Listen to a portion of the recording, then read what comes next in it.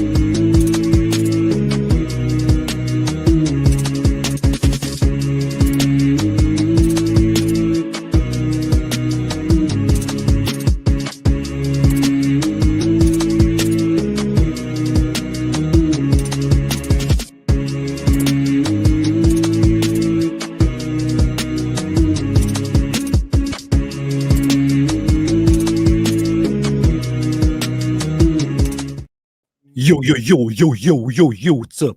Hi, everybody, and welcome. This is the Apostate Prophet. How is everybody doing? I hope everybody's having a fantastic day. No matter how much of a fantastic day you are having, though, you will never be having as much of a fantastic day as Saif Talk after he gets high and talks about other people like me. And he talks like this. Yes. David, what's up, man? How you doing? What are you up to? What? What is so funny? Don't you know that as long as you talk like this the entire time, the Ummah will be very impressed with you? It's very funny because now earlier I had quite a good day actually today, and quite a good Saturday, and I at some point I was kind of lying down to rest a little bit. You and see, the thought to Apostate myself- Prophet admits he was lying. and thought to myself I should schedule the live stream for tonight, and then I just fell asleep like before I could schedule it, and which is basically what Muslims do when they fast on Ramadan. They just basically just sleep during the day. AP is Ramadan fasting. He's sleeping all day and eating all night. So that's what I did, and then I woke up, and it's like it's almost time to go live, and I thought, oh man. So I opened my YouTube tab, and there I see a recommendation by Safe Talk, and it was about me. And I thought, oh boy. I looked a little bit at it, and I thought, this is interesting. Let's have a look at that. So, We always love Saif Talk. Saif Talk. Saif Talk. Let's look at Saif Talk. Let's see what Saif Talk says. Saif Talk.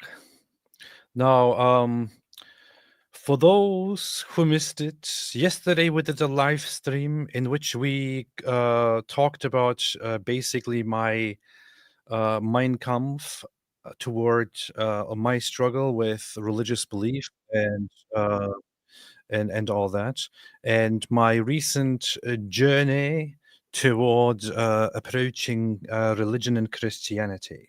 So, Saif Talk, together with some other Muslims, decided to comment on it.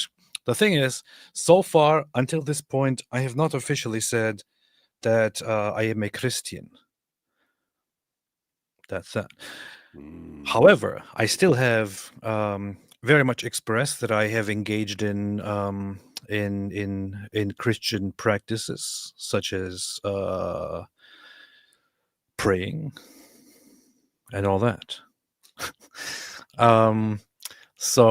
But Saif Talk made a video in which he basically says, Apostate Prophet converted to Christianity. Now let us look at what his religion, Christianity, says, and why he is completely wrong and a hypocrite.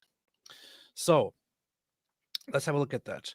What happened with me is that I am currently accepted in the Eastern Orthodox Church as a catechumen, as David calls it, because he doesn't know the word catechumen, or what some other people call catechumen, which is somebody joins the church and learns as they go in order to then finally become a member of the church once they are ready, and to be baptized and be a full-fledged Christian, ready to take over the world. That's basically where I am right now. I have still not officially said that I'm a Christian, because I want to reserve that to a better time. To a better time. However, let us look at this, David. Are you ready for a Saif talk? Good. Ida goes in. What's up, Ida? Here we have some Turkish guy just cussing, which is very. It's Turkish people are very sophisticated. You know, like you will often see.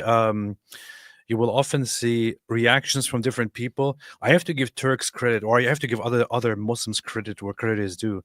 Like when you usually have discussions online, there will be Muslims of different backgrounds, from different Arab countries or from Pakistan and so on, who will say some really nasty things, but also like actually make a point or arguments.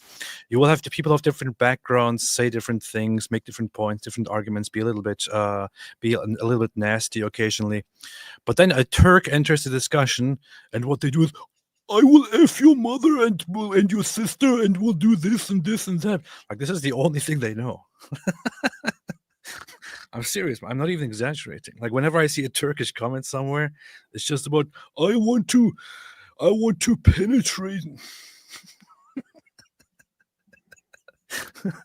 So here's one just insulting my mother and my family and something like that. That's it. Like, this is all Turks can do. It's like, this is Turkish culture. This is Turkish culture. You should always go and try out Turkish culture. This is why I suggest visiting Turkey, visiting Istanbul, or Constantinople, visiting different parts of Turkey for once, because I mean there is some value to it. You know, you could go to Italy and you could visit all the Roman architecture, all the Italian food and all of that. You can go to France and smell the sewer stuff in Paris. You can go to London and see Muslims everywhere. You could go to, I don't know, Germany and drink like solid beer and all of that.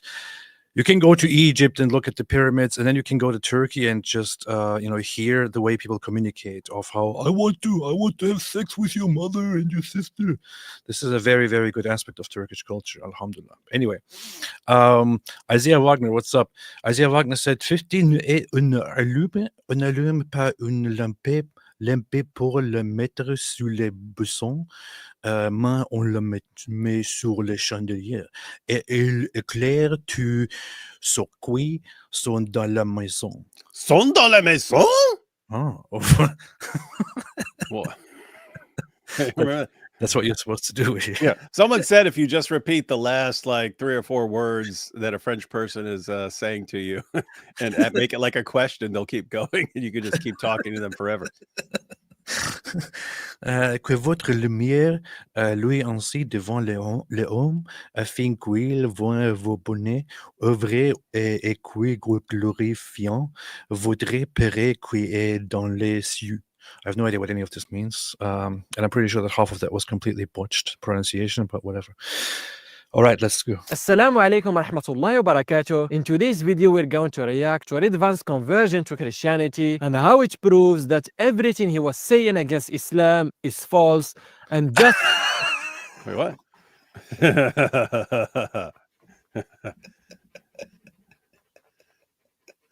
Hold up, man. I'm still trying to share this link. I had to turn my stuff off, so I had to log back into all my accounts. I'm still trying to share it, and he's being hilarious.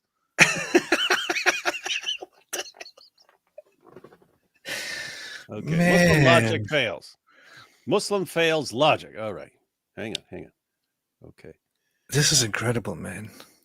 We're only a few seconds into the video, and he's already... I don't even know what to say. Start it over, man. Start it over. I just sent out my link. I'm good. Assalamu alaikum wa rahmatullahi wa barakatuh. In today's video, we're going to react to Ridvan's conversion to Christianity and how it proves that everything he was saying against Islam is false, and just expose himself.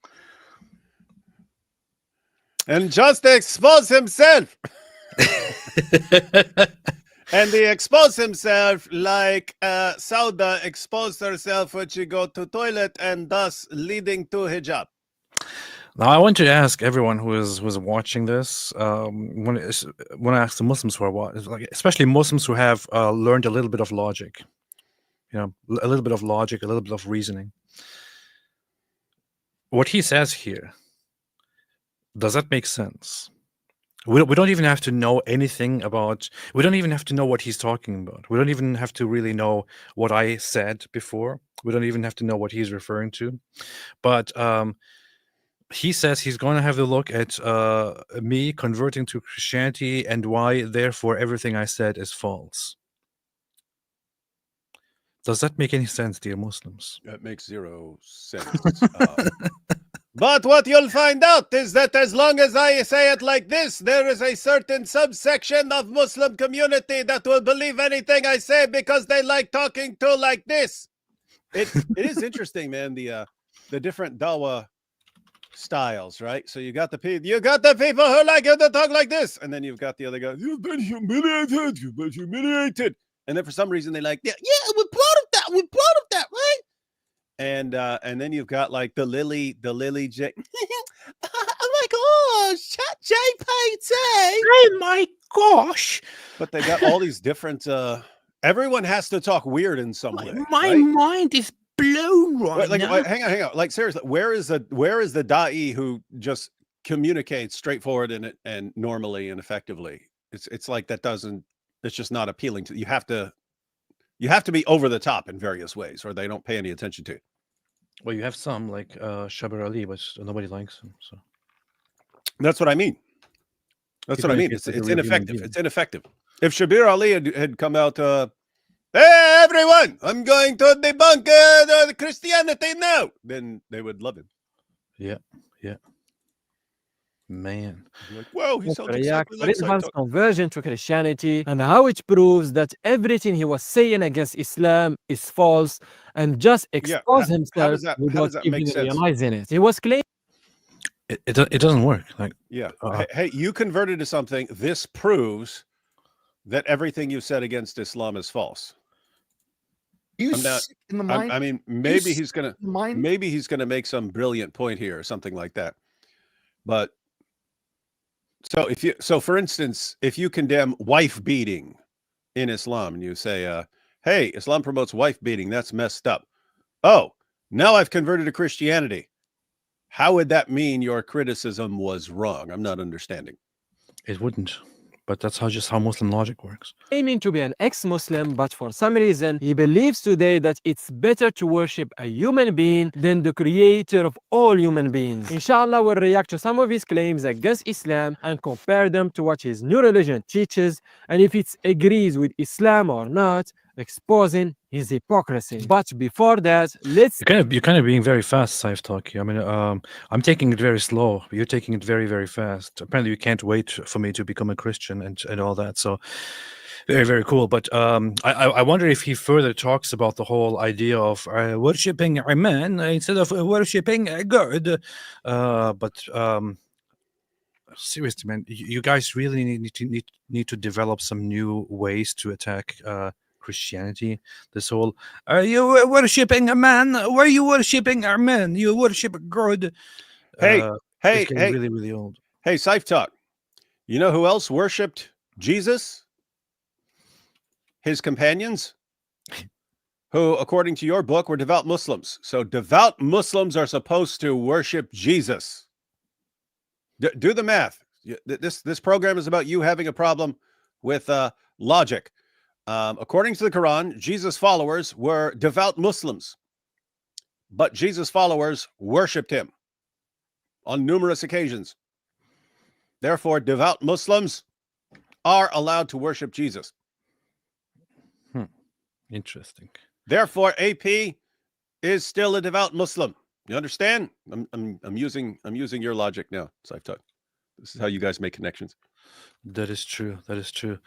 Matthew 5:14 to 16. Apparently earlier when this dude Isaiah Wagner in our chat was posting things in French. That was actually him posting Matthew 5:14-16, Sermon on the Mount. which is, "You are the light of the world. A town built on a hill cannot be hidden. Neither do people light a lamp and put it under a bowl. Instead, they put it on its stand, and it gives light to everyone in the house. In the same way, let your light shine before others, that they may see your good deeds and glorify your Father in heaven." Based. Anyway, let's see. against Islam and compare them to what his new religion teaches, and if it agrees with Islam or not, exposing his hypocrisy. But before that, let's see the picture he posted announcing his conversion to Orthodox Christianity. Do you know Do you see his wife? She is wearing hijab. She's wearing a hijab. She's covering wearing the herself hijab. wearing And what does hijab. AP Someone say? He replied- says any religion that has women wearing hijab, we will destroy that religion. He even said the word. Look at this. He says the word. is wearing? Yes, she's covering herself and wearing hijab. Someone replied to her and said, her man called Islam oppressive as a job for 10 years just to make That didn't say her man. Why did you censor this? This was your fellow Muslim. That didn't say her man. Bull, what did it say? That's not what it said. That's not what it said, Saif Talk. Why are you censoring this for your dear brother, for your dear Muslim brother? I know you learn that we must cover my fellow Muslim brother's sins. I know, and that's what you believe. Come on. Why would you cover it for the rest of us? It's a lie. Saif Talk. If Saif Talk says the post said her man, then that's what it must have said. I wish. But I don't know why he censored out her man. Herman. Who is Herman? Herman's Hermits. So this is what it actually says. I'm Henry the Eighth, I am. Henry the Eighth, I am. I am. Oh, he didn't say her man. So this He apparently said means something else. This apparently means her man. Yes. Wherever I am from with this voice, we know what the word is for her man. Let me say it in many videos. So, according to Saif Talk, this is apparently her man. Her man. This is how you say her man in where Saif Talk comes from. Now we know that. Fantastic. Now we know that. I actually responded to this and said, so this guy says, her man called Islam oppressive as a job for 10 years just to make his wife wear the hijab at the end. To which I said, my wife doesn't wear the hijab, nor do I make my wife do anything, you ignoramus. Just to be clear, did you make your wife wear that? No. Did you tell her to and shame her or anything if she doesn't wear it? No. This is getting weird. Well, it's kind of funny that you said that my wife would say this. I call him my N-word because it's like I have been recently listening to. It just means my man. Yeah, I've actually been listening to this book. This is this very beautiful book which was recommended, which is The Imitation of Christ. I know, a very famous book. And I have been listening to an audio version of that, and in the audio version, it just as I'm listening to it, it keeps talking about how there is the outward man and the inward man. But whenever it says that, it sounds kind of weird. But it talks about but the inward man does this, and the inward man does that, and the inward man does this, and the inward man focuses on God and all that. So okay, got it. So anyway, make his wife wear. Man called Islam oppressive as a job for 10 years just to make his wife wear the hijab at the end. And she replied, Christian women were veiling before Islam even existed. Yes, women were veiling before Prophet Muhammad sallallahu alaihi wasallam, especially Christian and Jewish women, because hold on. Bible says. In Arabia, Saif Talk, pagan women were wearing burqas. yes, Pagan women. Yes. That's our early description of the women of Arabia who were pagans. He's actually going They- to bring that up. Yeah. Oh, okay. Yeah. Cool. Yeah. Traveler said, "Hey, they cover the women top to bottom, and occasionally you just see like an eye looking out or something like that. But that's all you see." It's interesting that ended up being part of Islam, that pagan stuff. It's very, very funny, man. It's very funny. Say so. And for some reason, Ridvan only has a problem with Muslim women wearing hijab. And according to him, Christian and Jewish women can wear whatever they want. They can even cover. Yes. You actually made a very, very interesting distinction there, Saif Talk. Women, not just Christian women and Jewish women, Christian women, Jewish women, and Muslim women, if it was for me, can wear whatever they want. Whatever they want. Okay. If it was for me, that's what I like. That's what I would like to say. They can wear whatever they want. Is that, however, the case with Muslim women? Can Muslim women wear whatever they want? David, according to Islam, can Muslim women wear whatever they want? No, and it has like one of the harshest threats ever. It's veil themselves so they won't be molested. It's like saying, hey, if you don't cover your head, then you're asking to be molested. If Muslim women actually had a practice, like if there wasn't a strict rule that Muslim women have to cover up entirely or else, but Muslim women or some Muslim women chose to simply cover themselves, I would see no problem with this at all. Yeah, you guys have never heard me say I have a problem with a woman deciding to wear something, to wear a head covering. In fact, why would I criticize that? Even now, while Islam has a strict rule to cover up, if a Muslim woman, purely of her own will and devotion, wants to wear a veil and do that, I would say that that's totally cool with me. It's totally cool with me. Yeah, whatever. I have no problems with it. I have no problems with it at all. What I do have a problem with, Saif Talk, is that your religion has a very, very strict, forced command to cover the women up. And that this is what women are subjected to and what women must do, what women are forced to do. And the fact that this was historically enforced in Islamic societies is still enforced in several in society, Muslim society, very much, in at least one country everywhere legally. In other countries, in different parts, occasionally here and there, people are still killed over this. People are still beaten over this. You probably still would force the women around you to wear to veil or else, and so on. This is what I have a problem with. Saif Talk. What's up with his beard? That's not his beard. What sect of Islam is this guy from, man? That's his pubic hair, man. What are you talking about? I'm just saying he's got the little goat thing going on, but like what? It looks ridiculous. That's what I mean. Which Muslim group is this? That's what I'm saying. It looks perfect. This is not a Sunnah beard, man. This is not a Sunnah beard. This is actually something that in Saudi Arabia, the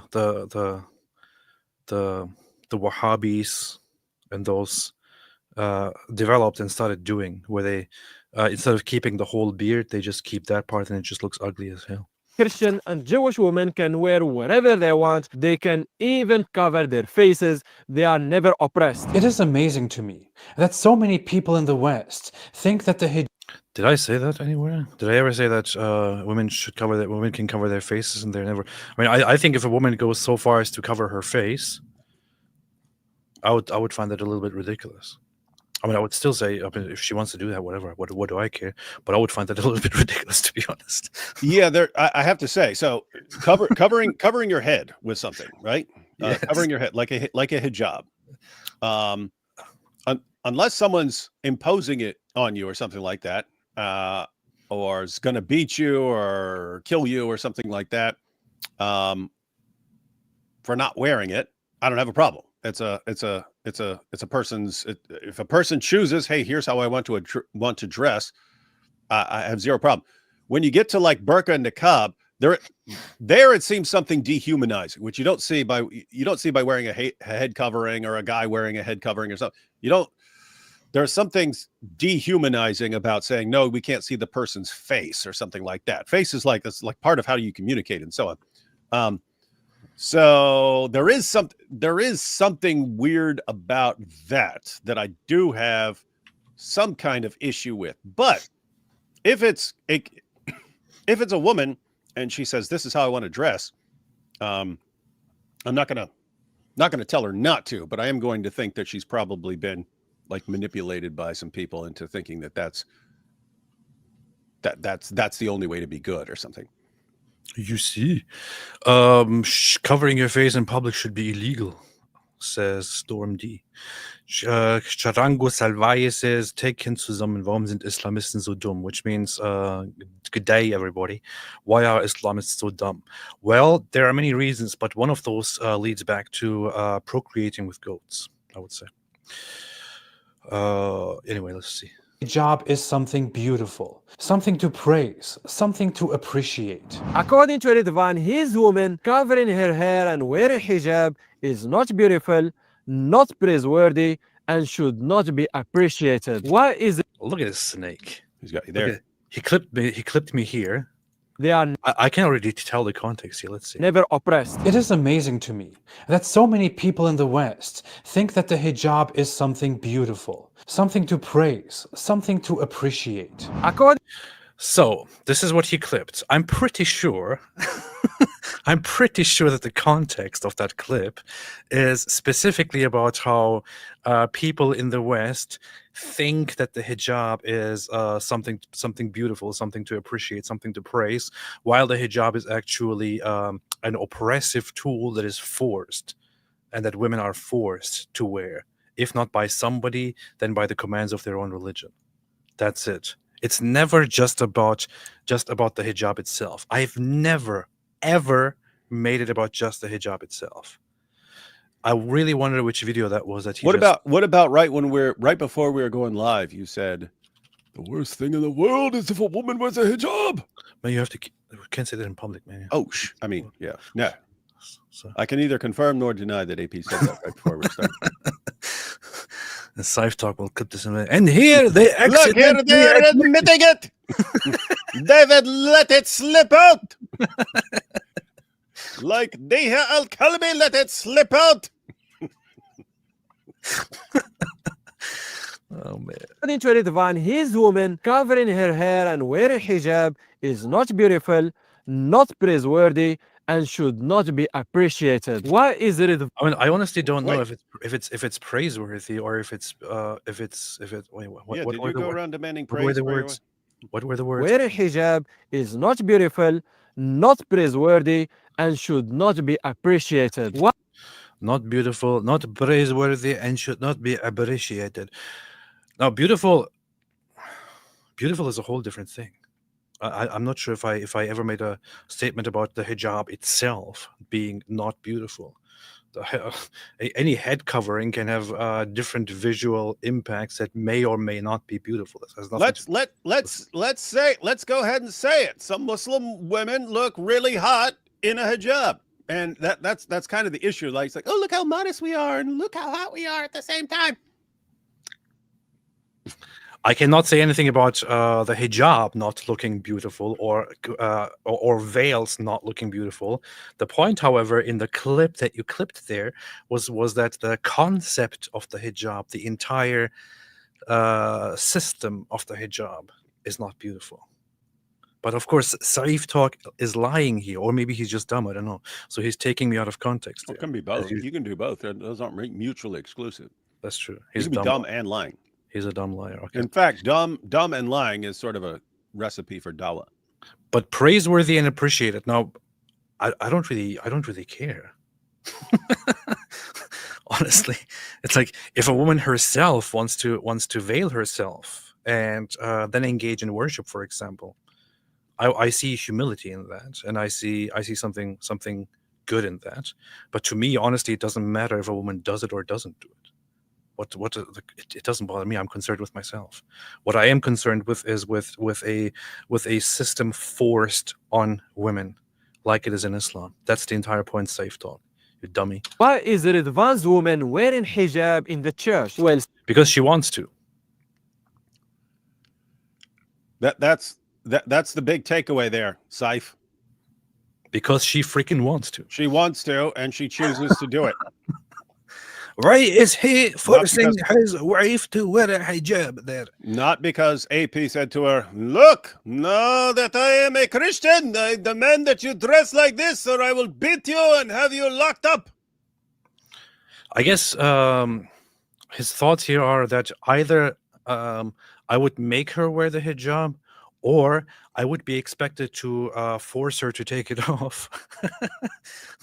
In reality, it's not a hijab. It's just a veil that predates the hijab by a long, long, long time. And my wife wears it for occasions of worship, for example. And I think that's cool. That's it. Yeah, like my wife, she doesn't wear a head covering. She believes that her hair is her covering. If tomorrow she's going to church and says, you know what, I've rethought things, and now I'm going to wear something over my head, I would have zero problem with it. If my wife went to church without putting a head cover on, nobody would kick her out. You would beat her. I wouldn't say anything All to the her. men would gather around and start kicking her. The priest wouldn't say anything to The her. priest would beat her with a stick.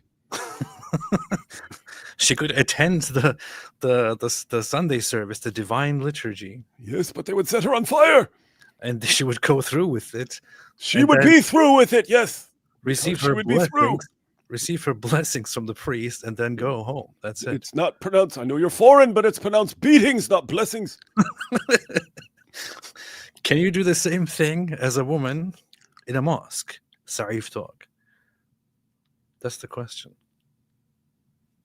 simply because Paul in the Bible said so. But every woman who prays or prophesies with her hair uncovered dishonors her head. It is the same as having her hair shaved. guy Or quoting if a Paul? woman does not cover her hair, she might as well have her hair cut off. But if it is a disgrace for a woman to have her hair cut off or her head shaved, then she should cover her hair. It is very funny. This is actually this goes back to Jewish practices in the time of Paul. But what were you just saying with Paul? Oh, just talking about, is he quoting Paul affirmingly? Yeah. That's interesting. He's supposed to condemn Paul, isn't he? We hate the Apostle Paul. He corrupt everything. Oh, we can quote him. This is actually very funny because until now we have still not talked about the one significant main difference, and yet he brings it right here and puts it right on the screen. What does it say? Every woman who prays or prophesies. That's what it says here. Not every woman. Not every woman who breathes. Not every woman who exists. Not every woman who leaves her house. Not every woman who goes outside. It just says every woman who prays or prophesies. Safe talk.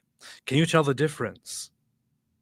On one hand, you have women praying, right? Praying, and during prayer putting something on their heads. On the other hand, you have women covering themselves up fully at all times just because they exist. That's how they are supposed to exist.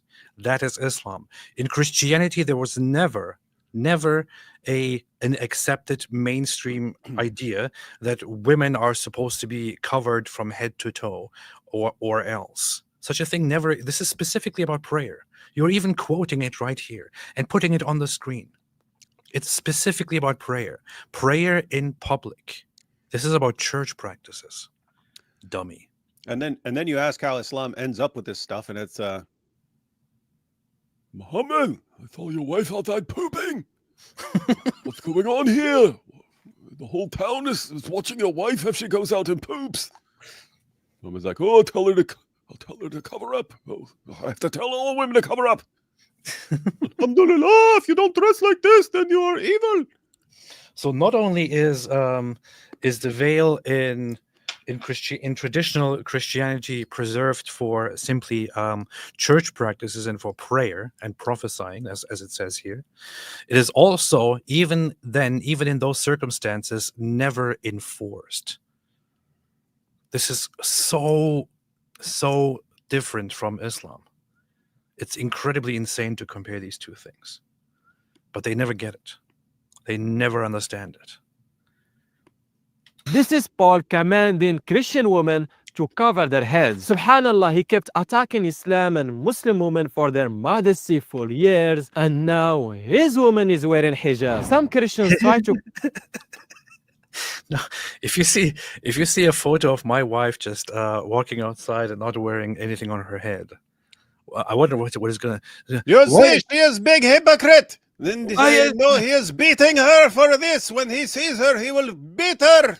It looks like his wife already left Christianity. Why is she not wearing hijab? You see, she saw a pea convert to Christianity and how stupid he is being worshipping a man, so she leave it. She leave it. Dumbass. to claim, oh, this is only in the church or only while praying. Well, That him? the church fathers Was that his? disagree. And Did he add that effect? Yeah, that was a weird effect. What's that? What's up with the like unwrapping paper every time he puts something on the screen? I thought I was high just like him, but that's kind I'm of just saying, it seemed like effects from like 2006 or something. now his Islam and Muslim women for their modesty for years, and now his woman is wearing hijab. Some Christians try to claim, oh, this is only in the church or only while praying. Well, Aha! Busted. That is what you say. Notice how he says some Christians claim. Some Christians? Some Christians? That's what some Christians say? Really? But it's very good. This man is very intelligent. He could already predict our response, you see.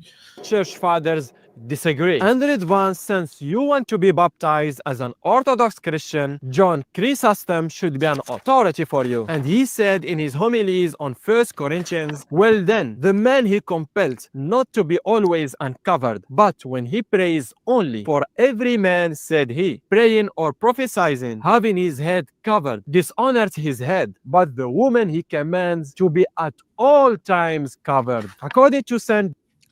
Oh, that's interesting. So, according to Saint Chris, so first off, this is a huge misrepresentation. What he's talking about here, since he wants to be baptized in the Orthodox Church, that means the Church Fathers are an authority, and when they say something, our apostate prophet must follow all of the things that they say at all times. This is not Orthodox Christianity. This is not Christianity. This is not Christianity, man. This is not Islam. This is not how it works. This is not how Christianity functions, bro. But interesting stuff. Let's see. For there were, as I say, both men who prophesied and women who had his gift at the time, as the daughters of Philip, as others before them and after them.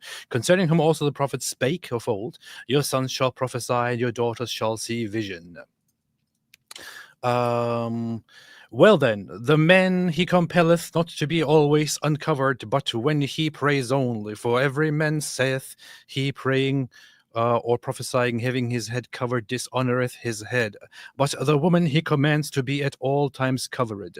Wherefore also having said, every woman that prayeth or prophesieth with her head uncovered dishonoreth her head. He stayed not at this point only, but also proceeded to say, for that is even all one as if she were shaven.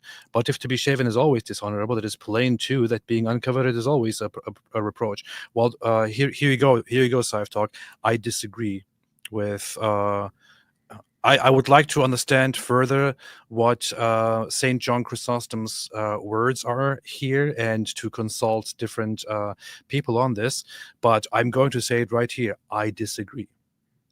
Oh no! Why is Apostate Prophet here rejecting Orthodox Christianity? Why is he leaving Islam? Why is he leaving Orthodox Christianity? Look, he left it right here on screen. You can see it right here. I disagree. What now? Does he think you're bound by what now? What someone centuries later says? You have homilies of church fathers that disagree with each other and contradict with each other on different things. You can't agree with both of them at the same time. You have different preachers, different bishops commenting on things or interpreting the Bible and contradicting with each other on different things. You can't agree with all of them at the same time. This is not Islam, bro. This is not the Prophet Muhammad sallallahu alaihi wasallam. And we have to say he wouldn't even accept this standard in Islam, period, right? Like if I said, hey, this later Muslim commentator from centuries after, he says this and you disagree with it, what do you do now? And you don't think the actual sources say that, what do you do? I have to do it because who am I to reject what the commentator has said? Saif, you actually can't function like that, because your scholars and commentators contradict each other over and over again on their interpretations. You can read a verse of the Quran and go to the commentaries and find 10 or 15 different interpretations of what it means. So you can't just say, oh, a commentator said it or a Muslim scholar said it. You can't do it. You have to say, okay, who is correctly addressing what the text says? And if someone isn't correctly addressing what the text says, you wouldn't think that you have to follow what he says. Yeah, this is not how it works, Saif Talk. I'm not sure why you are getting to this weird conclusion, but as said, I don't agree with that at all. There you go. What now? Now what? Now what, man?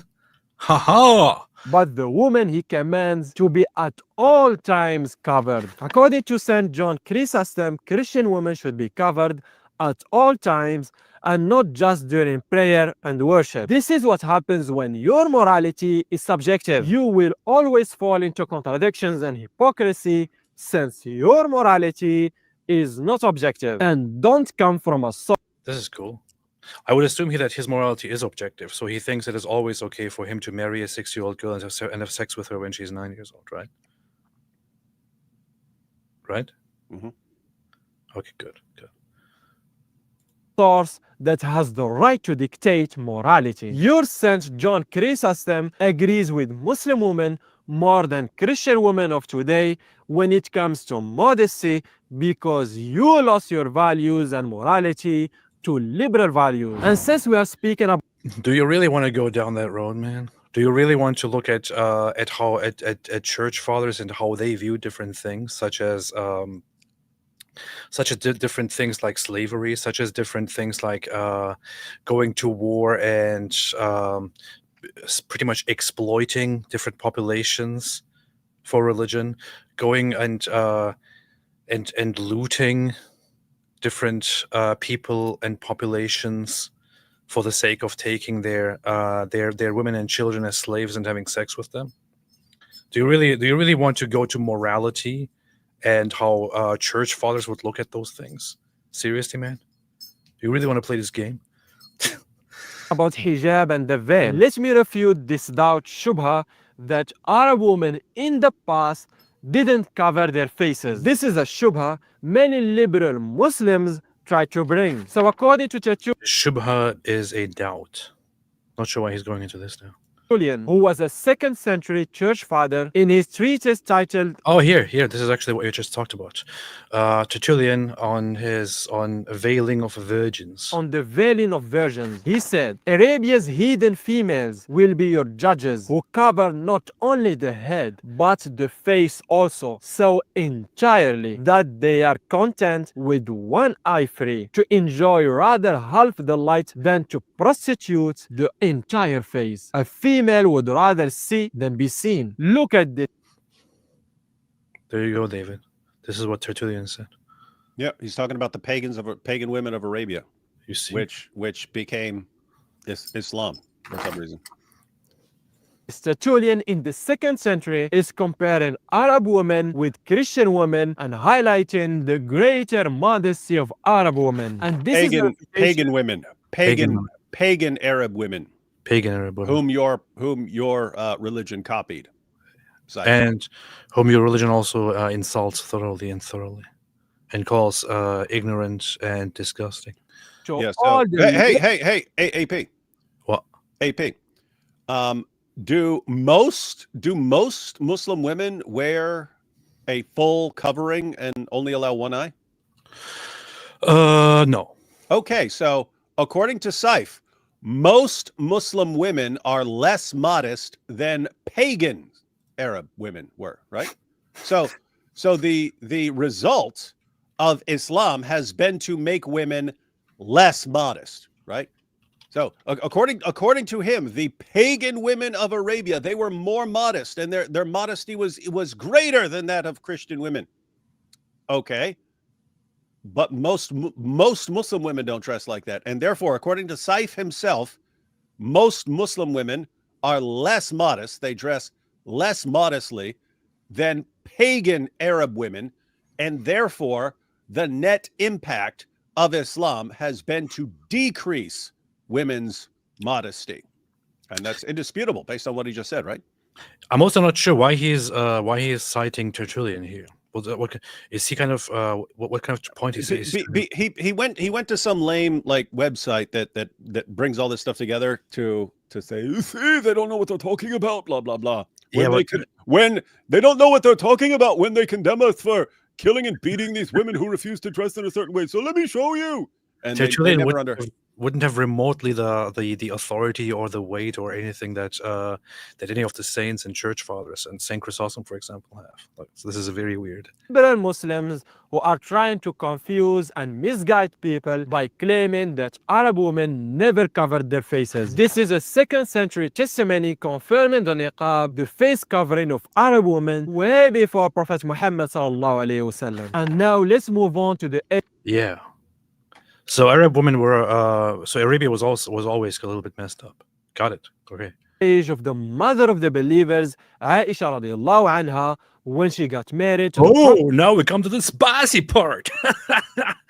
Pedophilia. Prophet sallallahu alaihi wasallam. It's a bit disturbing in today's world to believe in a religion that was formed by a man who married a 6-year-old girl when he was at the age of 50.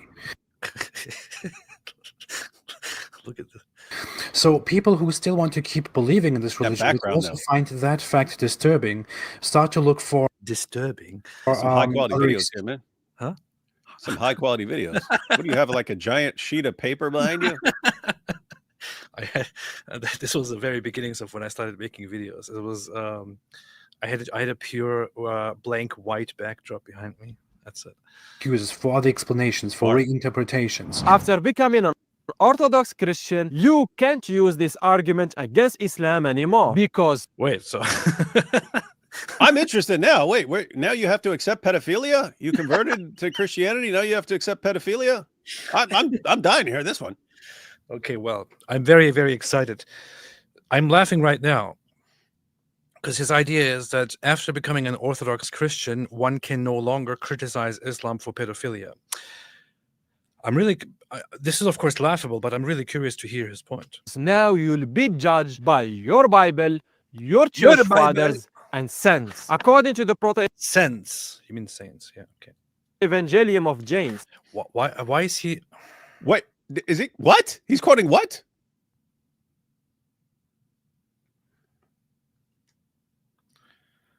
Okay. Why are you quoting the Proto-Evangelium of James?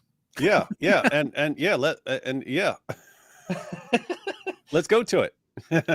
Let's look at this. When she was 12 years old, there took place a council of the priests saying, behold, Mary has become 12 years old in the temple of the Lord. What then shall we do with her, lest she defile the temple of the Lord God? According to this, Mary was 12.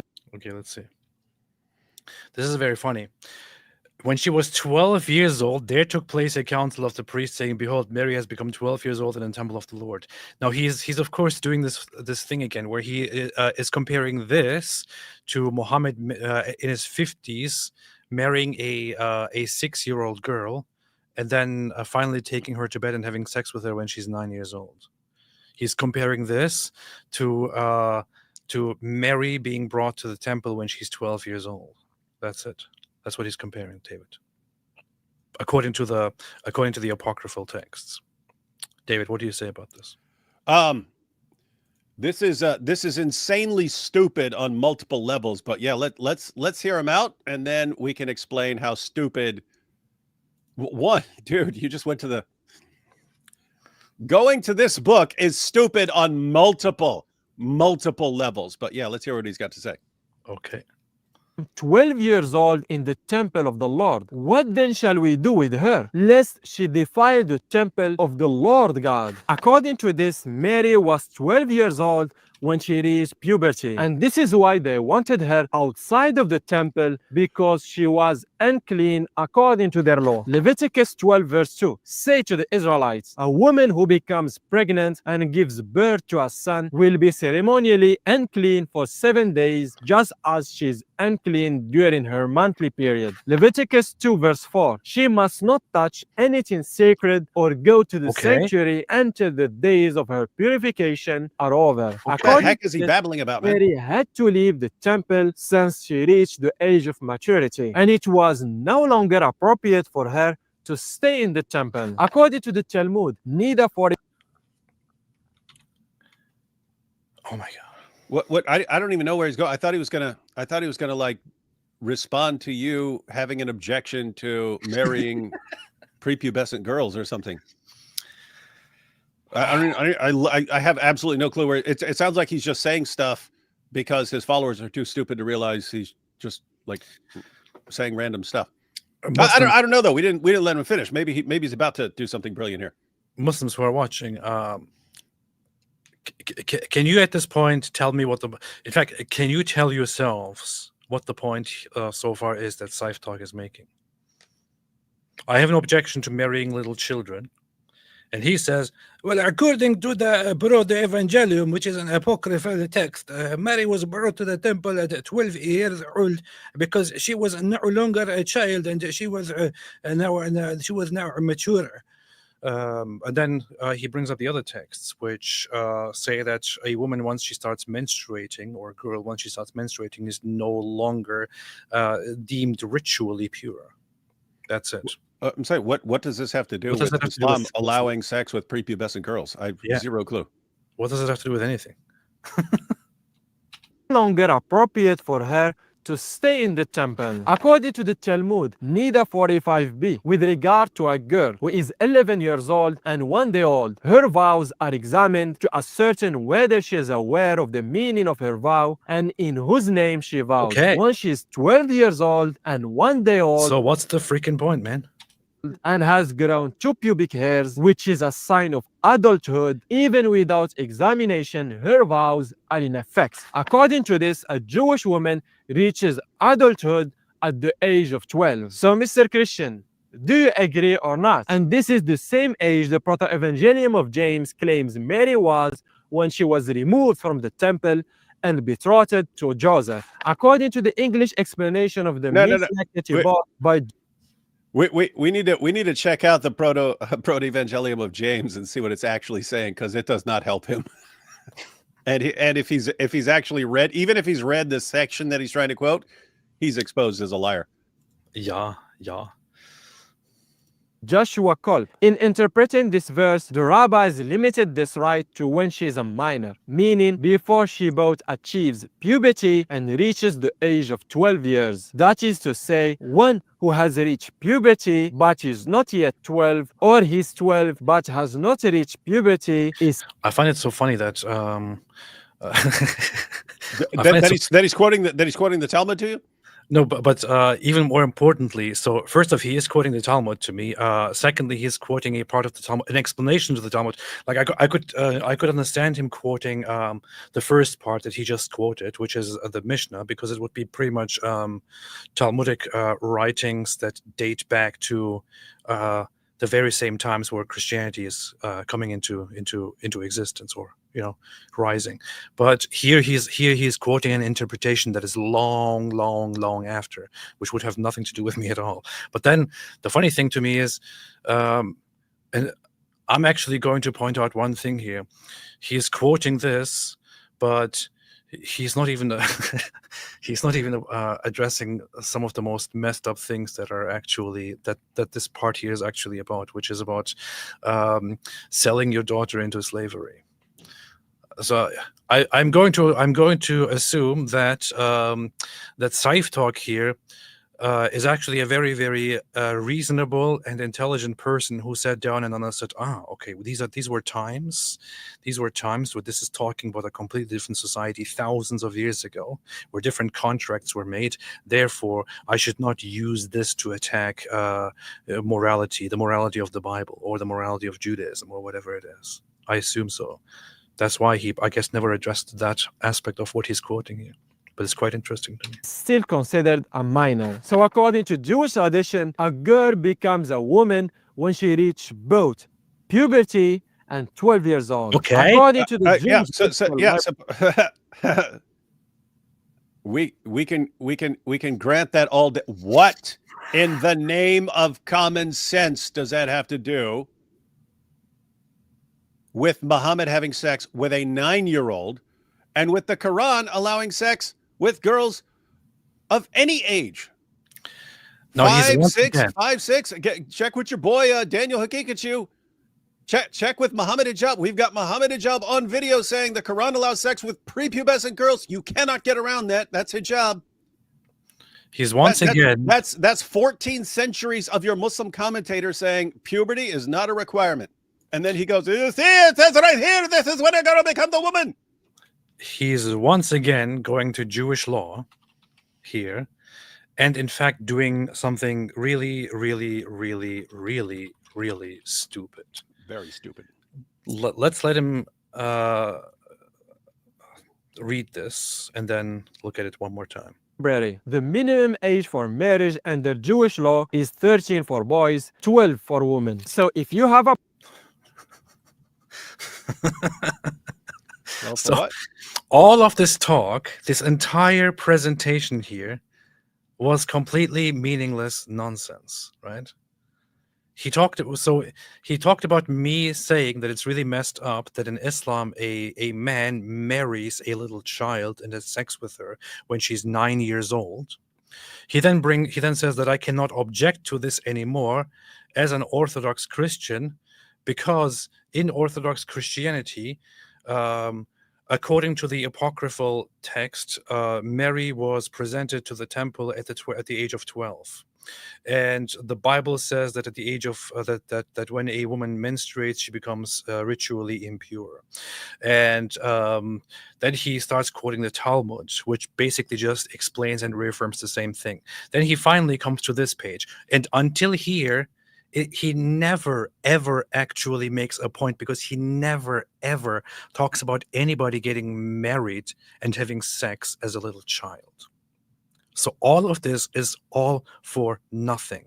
But then I could simply dismiss this and ignore this. But look what he does here. He looks at a source, a final source for Jewish law, which is something that doesn't concern me at all, right? The minimum age for marriage under Jewish law is 13 for boys, 12 for girls. This is what he reads, and then he turns the page off. However, look at how it continues. However, the Kiddushin can take place before that, and often did in medieval times. The Talmud recommends that a man marry at age 18 or somewhere between 16 and 24. That's it. That's what it says. That's what it says. Now, what does any of this have to do with me not being allowed or able to complain about child marriage in Islam as an Orthodox Christian? How stupid is this, man? This is Muslim logic. Absolutely insanely stupid. We say, hey, quit having sex with little girls. Leave the little girls alone. But here is what I can't even do it, man. This is the problem. Who are this guy's fans? Muslims. 100, and I guarantee you, this guy's fans, they are 100 generations deep in first cousin marriage, and they do not understand anything, and they just hear the way he's talking. So we say, hey, what's up with pedophilia and child marriage and so on? He's like, but look at this. This is in Judaism and Christianity. You marry the women after they become adults. Okay, here. So Daniel gave a long speech here, and he included something at the very end. And I want to ask him about that, because he seems to be very sure, and he seems to be presenting to the audience this idea that I misrepresented him. Daniel, do you accept for me to play a brief video of you saying that it's okay for men to marry little children? People know the clip. Are you okay with Yeah. it or not? We can play it, yeah. Okay, all right. I'll play the video now. Since you said that I misrepresented you, I will share the sound of it. This is garbage. I misrepresented you. All right. When there are signs of physical maturity, it becomes permissible for the husband in Islamic law to have marital relationships or consummate the relation with his bride. And this is the example of the Prophet, peace be upon him. Do you know what precocious puberty is? Starting puberty unusually early. Like, Is there anything in Islam that prevents you from, a man marrying a 5-year-old that started precocious puberty? you can arrange a marriage even as an infant, but that doesn't mean that sex is allowed. Could a man have a marriage to a 5-year-old consummated if she started precocious puberty? If she starts showing signs of physical maturity, then yes, that's permissible. As I What about said, age 4? if there are signs 3. of, so this is something that becomes biologically impossible because I have a puberty, study there are that shows no, it goes as early as 11 months. well, that's something that the parents would not. See, the thing about Islamic marriage is that parents are involved at these ages, and when you look at the marriage, there you have it. There you have it. So, on the one hand, we're talking about a religion whose main prophet, who is considered a moral guide, a perfect moral guide for all humankind for all times, is at the age of 50 and marries a 6-year-old girl, and then has sex with her when she's 9 years old. A 50-year-old disgusting, sick creep who should have been honestly, brutally stopped by other people so that he could have, so that they could have prevented everything that happened for the next 1,500 years. Rapes a little girl, rapes a 9-year-old girl, marries a 6-year-old girl, rapes her when she's 9, already rapes her in different ways before she's 9, and then you have Muslims going around because of this example, because of this sick, pedophile, pervert, rapist prophet, because of his example, going around and arguing that it's actually okay to have sex with little girls as soon as they show any sign of maturity. This is what we complain about. And Saif Talk somehow wants to compare this to people being allowed to, or people being counted as mature at the age of 12, and then getting betrothed, meaning promised for marriage. That's it. This is Muslim logic. You follow a sick rapist pedophile. You follow a sick rapist pedophile.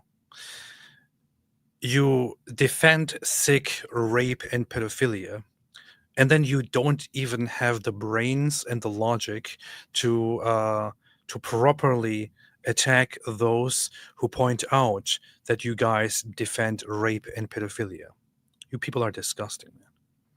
Absolutely disgusting. I kind of want to finish this clip here because I think this is funny. When I confront Daniel Kikuchu. Yes.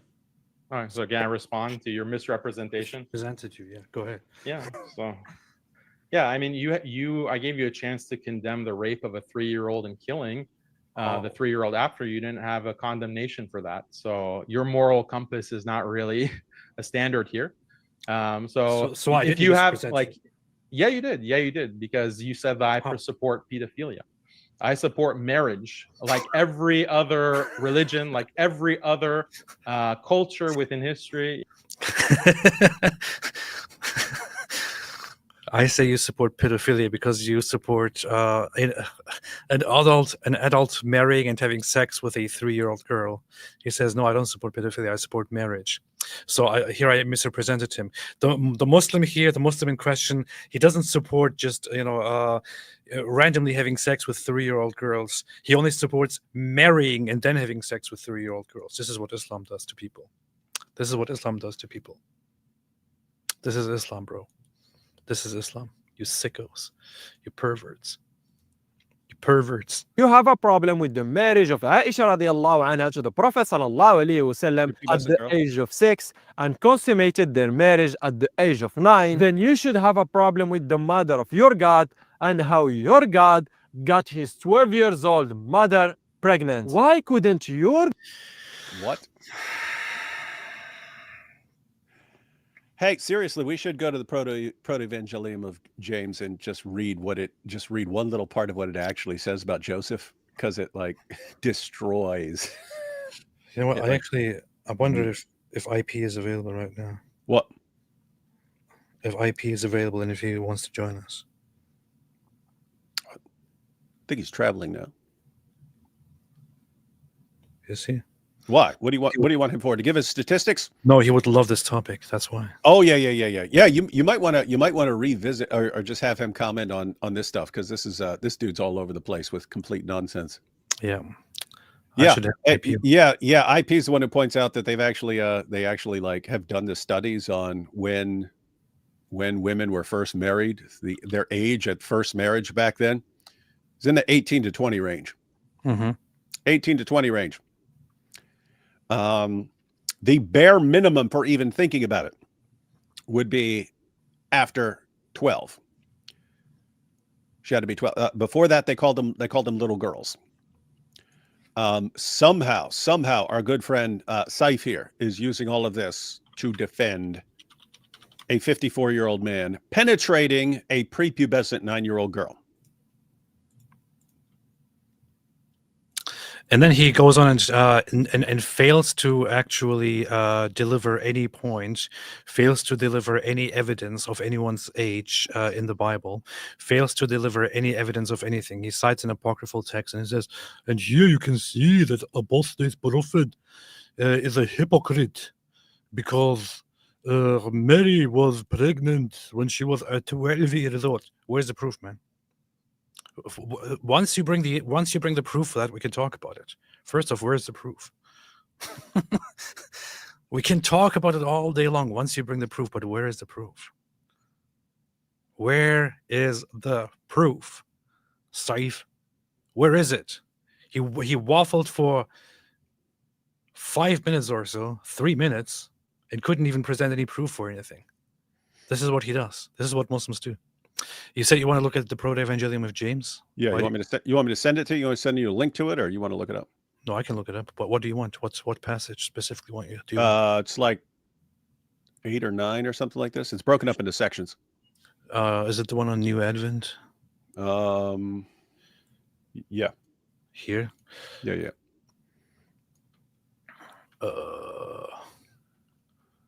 Bigly. Okay, here. Okay. So check this. Right before this, they're basically saying, hey, it's Mary's going to be dedicated. So Mary's going to be dedicated to God and so on. And then she is 12 and they say, hey, we've got a problem here. She's getting older and so on. Now go down to 9. So they decide to cast lots. They want someone who's going to take care of her. Right? They want someone who's going to take care of her. And they're looking for basically some old man to take care of her. So he won't be interested in sex because she's going to remain a perpetual virgin. And so they have to cast lots, right? And check this out. So you have section 9 here. And Joseph throwing away his axe. So they're about to cast lots, and the lot is Joseph's going to be chosen. And Joseph, throwing away his axe, went out to meet them. And when they had assembled, they went away to the high priest, taking with them their rods. These are for casting the lots. And he, taking the rods of all of them, entered into the temple and prayed. And having ended his prayer, he took the rods and came out and gave them to them. But there was no sign in them. And Joseph took his rod last. And behold, a dove came out of the rod and flew upon Joseph's head. And the priest said to Joseph, you have been chosen by lot to take into your keeping the virgin of the Lord. You're supposed to keep her. But Joseph refused. What? Why did he refuse? But Joseph refused, saying, I have children, and I am an old man, and she is a young girl.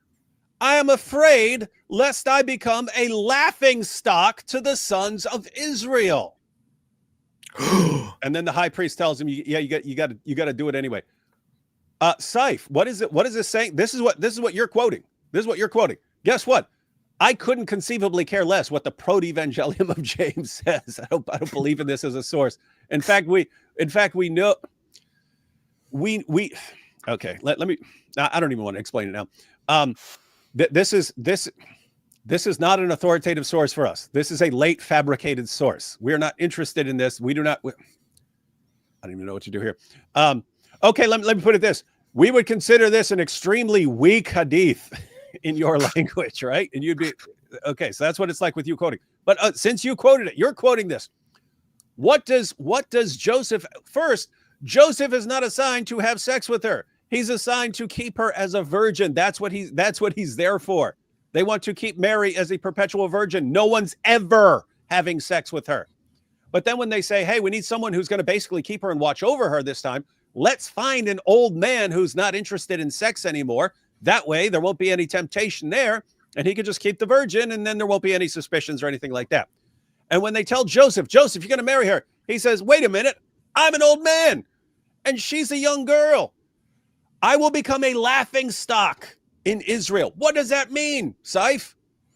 That means if they see some old man marrying some young girl, they think, look at this pervert. Look at this sicko. Look at this lunatic. What kind of old man is going to marry some young girl when he's an old man and he's just going to die soon, and then he's going to leave her as a widow when she's a young girl? What is this? What kind of lunatic is this? They're going to laugh at him.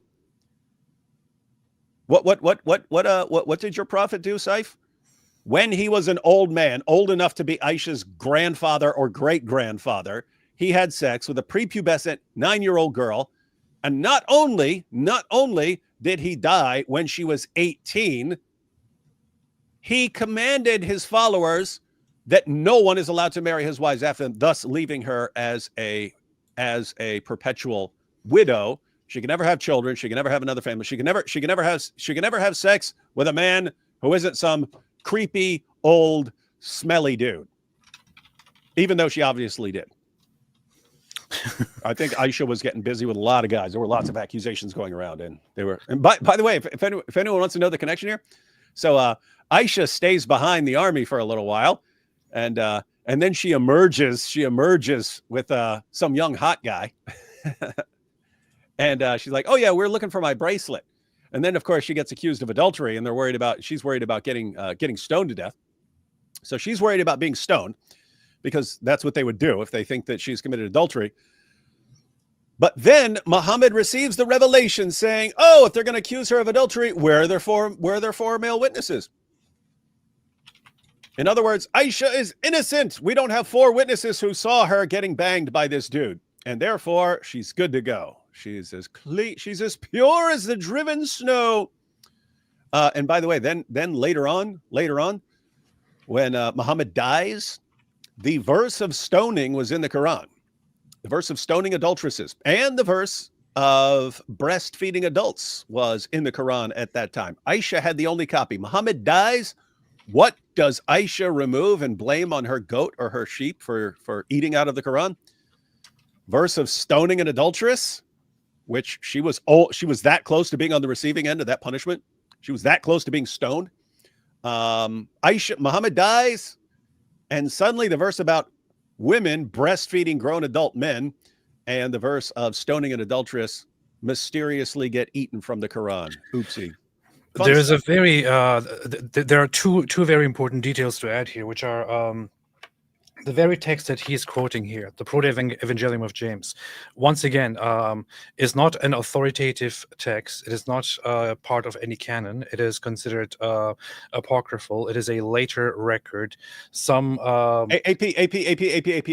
Quick question: how many of Saif's viewers know that when he's quoting this, he's quoting something that I've never met someone who believes in this as authentic, as an authentic source? Probably 2 out of 100. I would say 0 out of 100. But go ahead. I would say not one of his followers has any clue what he's quoting. I guarantee you, 100% of his followers think he's quoting the Bible right here.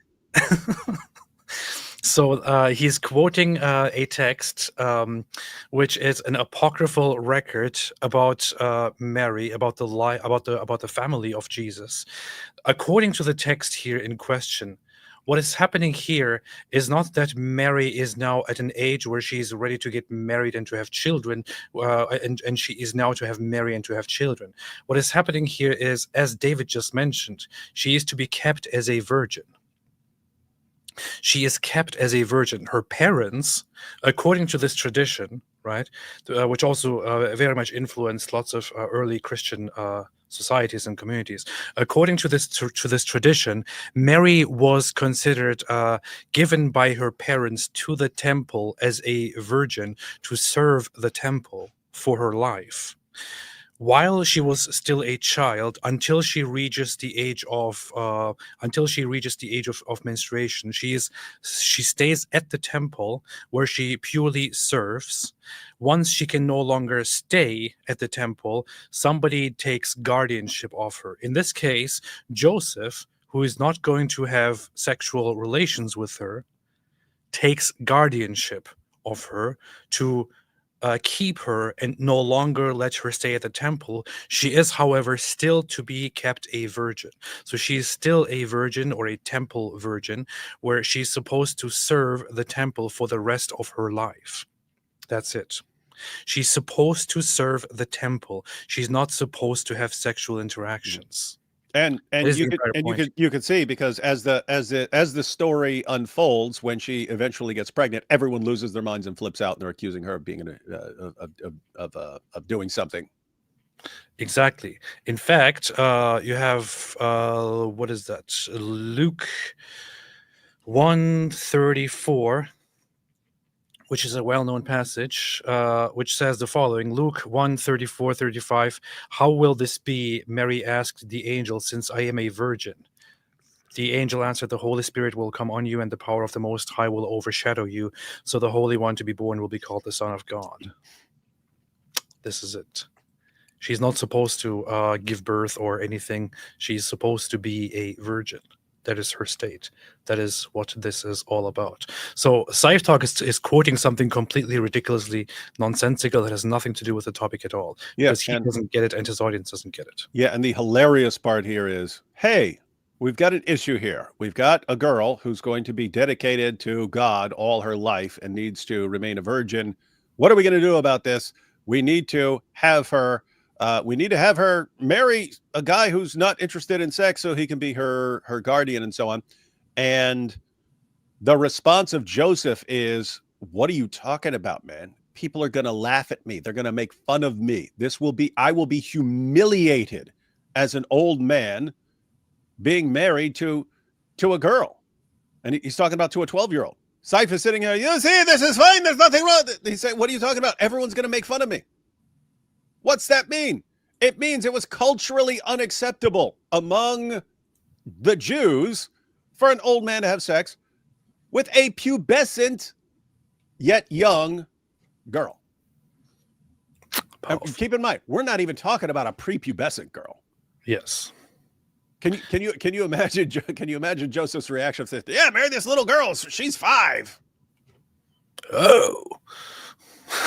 Do it. Another thing to add, one detail people often don't talk about is when we talk about Muhammad having sex with Aisha, we're not just talking about a man who is looking for a woman and this is just a necessity of the time. We're talking about a 50-year-old man who already has a wife and who just for no reason at all marries a little child and has sex with her for the rest of his life until he dies, and the girl is then alone for the rest of her life. That's what Islam is. Mm-hmm. Muhammad's a mercy to all mankind, especially to Aisha, left her as a perpetual widow. So Saif, almost a mercy to his own sexual desires. That's what he is. Saif, let me break this down for you. There is no source that we would regard as a trustworthy source giving Mary's age as 12 or 13 or 14 or 15 or whatever when it comes to when she was when she miraculously conceived. We don't have one. So you can't say, but she was 12. You can't say it. Show us a source that we would regard as trustworthy. When we say Aisha was 9, what are we just making this up? Are we quoting some source you regard as unreliable? Are we quoting some late source that you regard as unreliable and don't believe? No, we're quoting dozens of your most trusted sources on the life of Muhammad. If you don't see the difference, you're just stupid, man. You're just insanely stupid if you cannot see the difference between one, us having no reliable source on the age of Mary, except knowing that she would not have been allowed to marry before puberty. That's it. Other than that, she could have been 20. We don't know. We don't have a reliable source. So you're saying the Bible doesn't say, and we don't have a reliable source that says, and you're comparing that to Muhammad having sex with a prepubescent girl, and we have dozens of sources on her age, and she was 9. And you're quoting all these sources. But it says that once a girl has turned 12 and has got pubic hair, then she what? Therefore, again, we know the average first age of marriage back then was in the 18 to 20 range. People didn't just pounce. People didn't, no, we can bang these little girls. No, they didn't do that, man. What are we doing, man? Why do we have to keep trying to explain this basic stuff to these dudes? Tis very funny. So wait, hang on. So AP, the entire point there is you're a hypocrite because you condemned Islam for allowing sex with prepubescent girls, and you condemned Muhammad for being a creepy old dude who had sex with a prepubescent little girl. After you've heard this powerful case by Saif, can you spot your own hypocrisy? Yes. Do you see where you've been a hypocrite? Yes. Good. Brad Smith says this is hypocrisy. AP is against Allah for sending people to hell. Really? I'm not entirely sure if I'm against Allah because of sending people to hell. I'm not entirely sure about that. It's probably about the choices and how and who and all that. But I don't think it's generally. I don't think I reject Islam because Allah sent people hell or something like that. But Yahweh, who is Yahweh, also sends people to hell. Thank you, first off, for misspelling the name of the God of the Bible. Secondly, I'm not entirely sure what this entire argument or counter argument here is supposed to be. But I would also I would recommend that you just sit down and inform yourself on this matter. Because first off, when you come with the name of God, you're generalizing God and him sending people to hell. You would have to sit down and actually think about or learn what the different Did you people say think and learn what the people who believe in the God of the Bible actually believe regarding hell or the afterlife. In Jewish thought, for example, there is never the idea that God sends people to an eternal hell. There's rather that God sends people to a place of purification or temporary punishment before everyone is reconciled in a world to come. Or some people are annihilated or something like that. There are different perspectives. In Christian thought, there is never a blanket belief that, yes, we believe God sends all people to hell and they will be eternally tortured there. You are comparing two completely different things. In Orthodox Christianity, for example, there is the very early on developed idea, which is understood from the Bible, which is that God does not literally send people to a place where they are tortured forever or anything like that. It is much deeper than that. But you're comparing this to the Islamic concept of Allah sending people to hell, which seriously, you should sit down and analyze that a little bit. Open the Quran, look at where the Quran talks about what Allah does to the disbelievers. Allah sends the disbelievers to a hellfire where He eternally tortures them and tortures them and tortures them and revives them and tortures them again and inflicts immeasurable pain on them the entire time. It's very graphic, very brutal. It is never quite described like that in the Bible. I have always had my problems with the idea of a punishment in the afterlife. I still do.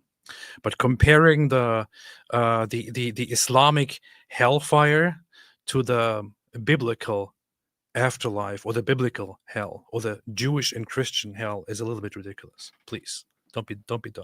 Don't be ridiculous. Don't be ridiculous. Don't be ridiculous. All right, man. Why is this muted, man? Why is this muted? Stop being an amateur. La la la la la. Actually, let me take this opportunity and let me take a few super chats here. Let me take super chat. Annabelle says, check out Mansour Ashkar, Israeli Druze, now living in Germany. I have actually got in touch with him. I know of him. We talked when I was in Germany a month ago or so. I communicated with him a little bit. I got his number and was going to get in touch with him, but he was not available. We're actually going to meet up and do something together in the near future. But thank you. Joe of the Masks. My German side is disappointed in your lateness, but I still love you. Thank you. I appreciate that. Nebula Knight. Alhamdulillah, late vid wood is late. You see, this is the proof, but great timing. I just got off work. Good. Rami Hader made a super sticker. Thank you so much. Appreciate that. Although StreamYard doesn't give me the ability to see it. Oh, no, it actually says GLHF. Good. Yes, man says Dolor sit Ahmed consecutur bisni. David, what does it say? Don't know. How do you not know, man? I took one or two. Yeah, I don't know. How do you not know? What's wrong with you, man? I don't know, man. This is ridiculous, man. How would you not know such a thing? Why don't you cut and paste it into Google Translate? How do you not know what this means? Like, this is just so ridiculous. Is this part of the random thing that you type to get an example of what a font looks like? Pain is love, consecutor something. It's just a bunch of nonsense. Thank you for that. Thank you for wasting our time. Amit Yanuka, Palestine is apartheid Arab colony. It is indeed. Prince Lapis says, my brother says hello and God bless. God bless and hello to your brother as well. Finished says, hi AP and Dawood. Greetings from Finland. Finished. Finished. Congrats to AP for your journey to becoming a Christian. Although you've been like a brother to us for a long time now. God bless you all. Thank you. That'd be a funny video. We should go to Finland and walk down the street playing the Muhammad hijab clip. You're finished. I already made this. Just pointing at people. What? I already made this joke like a year ago. I said, what does Muhammad hijab say when he goes to Finland? I said, you're finished. Well, that's not the same thing as us making a funny video out of it. That's true. We should do You're finished. Ida Rogozin said, this is priceless. What's up, Ida? Ida is based. Human Kirk, AP, congratulations on your recent spiritual growth, for the courage to share it openly, and for the patience to endure everyone's opinion about it. Thank you. Appreciate it. It is kind of weird how everyone has an opinion on it, which is kind of why I want to keep certain aspects of it private, and actually give so far very delayed news about things most of the time because people have a lot to say. People have a lot to say. No, don't go in this direction. Go in this direction. No, over here. No, over there. No, do this and do that. No, this is wrong. Isaiah Wagner, écoutez, soyez une lumière pour le monde. On ne met plus pas une lampe sur les poignets. Matthew 5. Thank you. Appreciate that. Mr. Gato, fun fact, Mo was deeply in love with white seamen. John the Presbyter, I've seen more life behind the northern pike's eyes. Powerful. Viati Visto said, Saif Talk merely speaks the same way as Mossad Hassan Youssef. Lol, LOL, Z. No, he speaks much better than Mossad Hassan Youssef. Bubili, Ali Dawa and Hamza are scamming the Ummah for money. Hey, what was it with Ali Dawa, man? I saw a video of him doing like doing some workout or something. What was that? I didn't watch it, but Giant DOC posted the picture of like the thumbnail or something like that, and he was saying like $3,000 for or 3,000 pounds for 100 push-ups. They call it, I guess, do they call them press-ups over there? It said for 100 press-ups. I guess they mean push-ups, and that's just what they call them over there. I don't know. But yeah, $3,000, guys. Anyone want to toss me $3,000 for 100 push-ups? I will be the richest man in the world. I saw a thumbnail for that, but now I can't see it on his channel. I don't know. Oh yeah. It didn't stay. It seems like he was doing it. He was doing it and then took it down afterwards. Maybe nobody did anything, so he just took it down. I don't know. Or maybe he got shamed and he took it down. Wait, he's always live right now. Look how many people are watching him live. 56 people watching. Wow, 56. Man, 56. He's moving up. Hey, Ali Dawa, maybe you'll eventually get to 60. But what I really want is 72, like my virgins in paradise, yeah? I don't understand. How does he have 1.28 million And no one subscribers watches him live? and no one is Seriously? watching his live stream? What is this? Yeah, because he still gets people watch his, what does he get on videos now? People still watch his videos, I know. It's been live for 3 hours and like 50 people are watching. 3 hours and 56 people? What the heck? This is weird, man. Huh. Weird. Anyway. Years. Ali Da'wa and Hamza are scamming the Ummah for money. Misha says, by the power of Isra, I shall watch the F1 at 4:30 a.m. Saif needs his Gauka for he has been corrupted. Isra is greater than 3, you see. Saif found your catechism in the book of Nicaea, AP. Hail Ezra. Thank you. Joseph, AP, have you heard of the Turkish saints? Good option for patrons. Saint Ahmed and Saint Abu. Also Saint John of Damascus, one of the first Islam critics. I have heard of Saint Ahmed. I haven't really looked at him. Somebody else brought up a different saint, Saint Constantine the Hagorite or something, who was an ex-Muslim Turkish dude and who was executed for his conversion to Christianity. Of course, I know of Saint John of Damascus. I got his book. But yeah, powerful. Alex, please pray for me. I have an article on Coptic Lent due in 7 days for my university's campus ministry magazine, and I have severe writer's block. Very stressed despite being used to writing. I have a very cool recommendation. Take some time off and do something else. Don't think about it. I don't know, just go for a walk, do some other stuff, and then get back to it. And then you'll finish it. You see? Beerus says they are ninjas. Powerful. Finally, Vyati Vista, there is difference between a head covering and being made to be covered head to toe in a black sack. This is true. Finally, I already read this. And finally, Gryphon Nystrom said, it's funny that these guys will only ever attack your original videos while taking it out of context, but never bother responding to your stream clarifications. This is very, very true. They never respond to clarifications. But finally, before we continue to the video, John the Presbyter said burqa is beekeeper chic. It is indeed. But finally, before we continue to the video, VFR Adam says, I'm so happy for you, AP. God bless you. Saif is Moroccan. He's a Maliki. I'm a Christian Moroccan, and I tell you that man Saif is an abomination. He looks like an abomination. All right, let's get to the But he video. has good goat beard. Till his mother become 18 and then give birth to himself. I leave the answer to this question to you on What's all he questions babbling watching about? this video. It's 6 more years till his mother pregnant. Why and how your God got his 12 years old mother pregnant? Why didn't you? Wait. Did he establish that Mary became pregnant at 12? No, and we already said that he didn't establish that. He's just making it up. Hey, Saif, is it okay in your religion to make stuff up about Mary? Yes.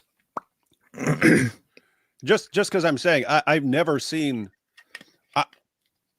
You can include atheists, devil worshippers. Anyway, I've never seen anyone lie about and as freely make up things about prophets and other figures in the Bible as Muslims. Dawa guys, never. I've never seen anything like it. Not from devil worshippers do I see this. You guys just anytime anything your prophet is criticized for anything, you instantly just make something up about someone and then act like you've proven it. I wonder how Saif Talk explains the fact that Muhammad was molesting little children in Mecca before he became a prophet, and even after he became a prophet, and then started having gay sex with Dihya al-Kalbi.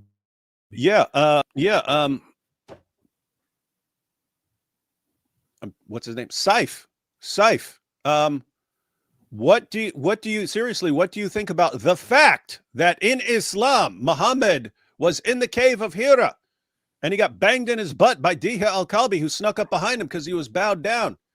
And then later on, he wanted to keep revisiting and doing this. And so they started role playing as if he's the angel Gabriel and so on. I can show you sources to make a case for this. Why? So we can just say this as fact, right? Why? How can you condemn? How can you condemn gay sex when your prophet got banged in his butt by Dihya al-Kalbi in the cave of Hira? And then he realized he loved it so much. He loved it so much that he had to justify it. So he said, "Oh, I'm a prophet, and hey, whenever you see me banging behind the curtain back there, that's just me and the angel Gabriel." All of Islam is Muhammad trying to coming up with a way to justify him getting banged by Dihya al-Kalbi and to cover it up. So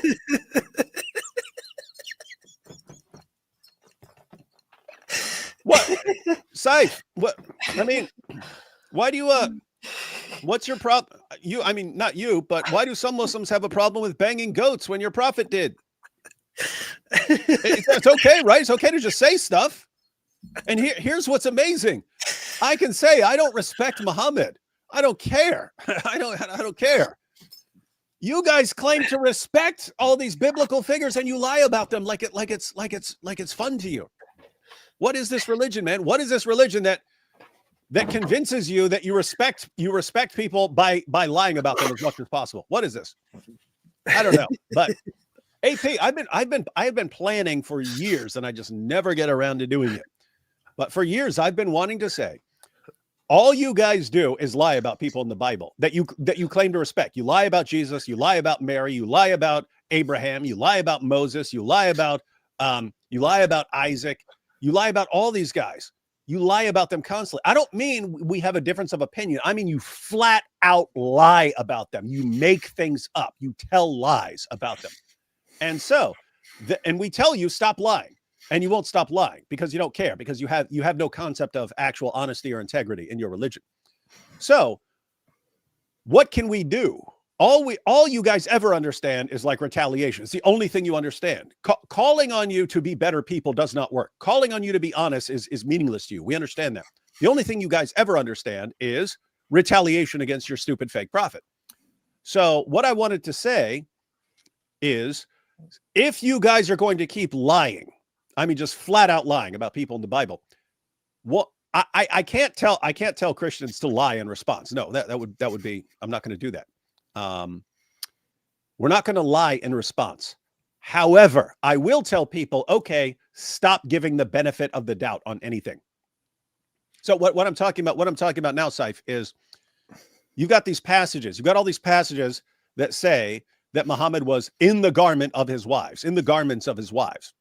Now, you guys will, no, here it just means blanket. It just means blanket here, or it means house. You guys just say, oh, it means something else. And we might be inclined to give the benefit of the doubt. We don't know what kind of figures of speech they're using. Maybe here when he says in his wife's garments or in his wife's dresses, it really means blanket there, as if there's no good word for blanket, right? And we give the benefit of the doubt and we say, okay, maybe, or we read this passage about Muhammad and Dihya al-Kalbi and, oh, it's the angel Gabriel behind the curtain. We give, okay, well, maybe something's going on. Maybe he's not getting banged in his butt. We don't know. What I'm saying is, if you guys are just going to flat out lie, I'm not going to say lie in response, but I will say, okay, no more giving the benefit of the doubt on anything. The hadith about Muhammad going down into the woman's grave and sleeping with her. Guess what? That's ambiguous. It's like our word sleeping with her. You could just mean you were sleeping, or it can mean you had sex with. It's ambiguous. So what do people do? Well, we'll give the benefit of the doubt. Okay, no more benefit of the doubt. Muhammad's a necrophile. He went down in there and he had sex with it. He had sex with a dead woman. Muhammad was prancing around in his child bride's nightie. Muhammad was getting banged by Diha al-Kalbi. Is this the direction you guys want to go? Keep in mind, I'm not encouraging lying. I'm just saying you have passages that look like this, and people normally give the benefit of the doubt and say, okay, maybe it means something else. So we won't blast away at Muhammad for this stuff. But if you guys make the rules. If you're going to lie, then fine. We won't give you the benefit of the doubt on any of these things, and we'll just say that you've got a demon-possessed, semen-covered, pedophile, cross-dressing necrophile of a prophet, and he was getting banged by his boyfriend, young stud Diha al-Kalbi, and they role played. He role played. He's like, "Oh, I want you to choke me like you're an angel. You claim you be an angel and choke me as you're banging me." Is that the direction you want to go, man? Because we could go. You see, brought this on yourself. Anyway, let's continue. God wait 6 more years till his mother become 18 and then give birth to himself. I leave the answer to this question to you and all Christians watching this video. And hey, laws against. Hang on. What he just said, he acted like he did the math. So I've established that she was 12. So did he wait 6 more years to impregnate her? You've established nothing, dude. Nothing at all. There's nothing. You have not given anything remotely resembling an authoritative source on her age. Anyway, you quoted something I've never met anyone who believes in, and that's what we're all supposed to go with. We established that. Let's go. Apostates and heretics. Islam is the only major religion that we have today that clearly orders to kill everyone who leaves the faith. Some Muslims insist that there is no compulsion in religion. They are partially right. In Islam, there is no compulsion in religion. Nobody is forced to accept Islam. Yes, we Muslims did conquer lands, and we are, alhamdulillah, proud of it. But we were completely prohibited. Well, I wish in the future,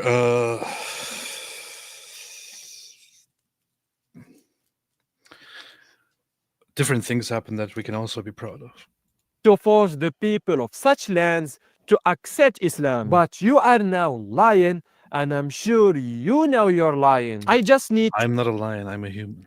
to open the You Bible, know you're a lion. Yes, You know that and you're false Mustafa, or is it with Mufasa? lies and hypocrisy. If your very own brother, or your son or daughter, or the wife you love, or your closest friend This again? secretly entices you, saying, let us So- go and worship other gods that hey, neither pause it real you quick. nor Let him finish. your ancestors have known, gods of the peoples around you, whether near or far, from one end of the land to the other. Do not yield to them or listen to them. Show them no pity. Do not spare them or shield them. You must certainly put them to death. Your head must be the first in putting them to death, and then the hands of all the people. Stone them to death because they tried to turn you away from the Lord your God, who brought you out of Egypt, out of the land of slavery. These verses are a clear commands for the punishment of apostates. And Are they now? Nope.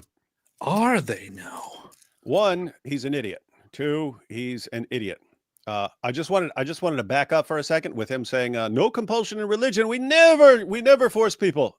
He's contradicting his own sources, his own God, his own prophet, his own. I mean, if you just take something like Muhammad's claims in the Hadith, I've been commanded to fight against people till they say there's no God but Allah and Muhammad is his messenger. What is that? I'm coming at you to kill you until you convert. What is that? Come at me, bro. I'm coming at you. I'm coming at you with violence until you convert. That's what we call forced conversion. That's what we call it. Now, what you could say is, but you're not forcing them because you could just say, okay, kill me. Okay, okay, technically, yes, but that's all forced conversion. Anytime someone is forcing someone to believe something, you can say, well, they could choose death. But that is forced conversion. But I just wanted to point out, this is how Abu Bakr described what Muhammad did. Ready? This is how Abu Bakr, this is the History of At-Tabari, Volume 10, page 55, for anyone who wants to check it out. But this is from the Apostate Wars. So after Muhammad died, you had some people just renounced Islam. Some people didn't renounce Islam, but they didn't want to obey Abu Bakr's leadership and so on. Abu Bakr said, "You're all apostates, and if you don't repent and obey and do everything I say, then I'm coming to kill you." But this is how Abu Bakr, he sent a letter to people to give them warning. Hey, do what I say now, or we're coming to kill you.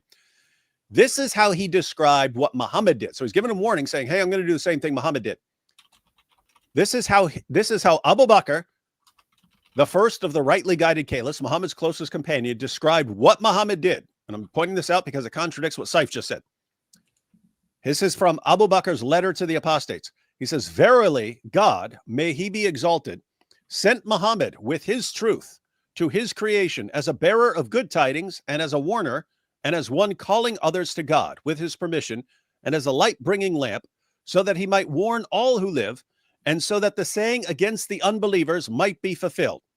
So God guided with the truth whoever responded to him, and the apostle of God, with his permission, struck whoever turned his back to him until he came to Islam willingly or grudgingly." Did you catch that? God guided with the truth whoever responded to him, and the apostle of God, that's Muhammad, with his permission, struck whoever turned his back to him, to Allah, until he came to Islam willingly or grudgingly. So, in other words, there's a bunch of people, Muhammad preaches Islam. Some people accept it. Those are the people that Allah guided. Whoever turns his back on this and says, "I'm not believing in this," Muhammad struck the person until he came to Islam willingly or grudgingly, whether you want to or not. What is that? That's forced conversion, according to Abu Bakr. What is this religion that Saif is making up and pretending that is his religion? And here we have the words of Prophet Muhammad himself. The Prophet Muhammad, according to Sahih Muslim, the authentic, authoritative sources on the things he said say, "It has been narrated on the authority of Abdullah bin Umar that the Messenger of Allah says, I have been commanded to fight against people till they testify that there is no God but Allah, that Muhammad is the messenger of Allah, and that they establish prayer and pay zakat. And if they do it, their blood and money and property, are guaranteed protection on my behalf, except when justified by law, and their affairs rest with Allah." So according to the authentic sources, according to the Hadith, Muhammad said that he has been sent to fight the people until they testify that there is no God but Allah, and that the Prophet Muhammad is the messenger of Allah. According to the Quran, in chapter 9, verse 29, it explicitly says that Muslims are to fight those people who do not believe in Allah or in the last day, and who do not consider unlawful what Allah and his messenger have made unlawful, and who do not adopt the religion of truth, i.e. Islam, from those who were given the scripture, meaning the Jews and the Christians. Fight until they give the jizya, protection money, willingly while they are humbled. There are further sources in which Muhammad explains what Muslims are supposed to do when they face the enemy, when they face the disbelievers. The Muslims are supposed to give the disbelievers, the non-Muslims, 3 options. Number 1, surrender and convert to Islam. Number 2, become dhimmis, pay jizya, pay protection money, and be our subjects. And do whatever we say, otherwise you will be killed. Number 3, become slaves, basically, or die, get killed. That's it. It seems like forced conversion to me, man. No, they can still die or get protection by paying protection money and becoming our stupid subjects. Sorry, this is just what your religion is. However, let us come also to his reasoning here. So he says that in the Bible it says apostate to be executed. Let me remind you of what he said. Islam is the only major religion that we have today that clearly orders to kill everyone who leaves Whoa! Why are you Look at what lying? you actually said. Explicitly Whoa! Did you see that? You can see that right there, what I actually said, right? Yeah, what you did I say? actually said. There is no religion right now that commands killing apostates. Yes. right? So even if you want to quote Deuteronomy, look at what it says right here in Deuteronomy. Okay. I think there's no major religion that orders to execute those who leave, execute apostates. Yeah, Judaism doesn't say we enforce that. Now, this is all tied to the temple system and so on, and the priests and so on. You had a big system in place. Even then, as I'm sure you're going to point out, that's not what it says. It doesn't say kill apostates. But something that people often miss that I always try to point out is also notice a different situation, right? This is Moses. You've just been led out. You've just been led out of Egypt to the promised land by a pillar of cloud by day and a pillar of fire by night that is giving you orders, that is performing miracles, that is raining food down from you on heaven, that is parting the Red Sea as you're walking through it. What's he saying? Hey, if someone stands up and says, hey, let's go follow these other gods. Hey, everyone, let's go follow some other gods. No. Why? Why would that person be sentenced to death? That person is clearly, knowingly, deliberately rebelling against the God who just guided you out of, like it's obvious and indisputable what you're doing, right? The pillar of fire was giving you orders, and you say, we don't care about that pillar fire who just led us out of we don't care about that pillar fire who just split the Red Sea for, we don't care about that. Let's go against him. Saying, okay, you are knowingly, indisputably, deliberately rebelling against God, and you know it. It's indisputable. You know what you're doing. And if you don't want to be under the covenant that you just agreed to, keep in mind, you don't have to agree with the covenant. In fact, if you don't want to agree at any point, the border's 2 miles that way, you could go somewhere else. And so it's a completely different scenario from someone saying, I've been told to believe in Muhammad, but I've looked up the arguments and everything I can learn about this guy tells me he was a false prophet. So I don't believe in him anymore. And they say, you have to die. That's the same situation. And again, even then it doesn't say if you stop believing in this, then you have to die. Yeah. So that's not what it says.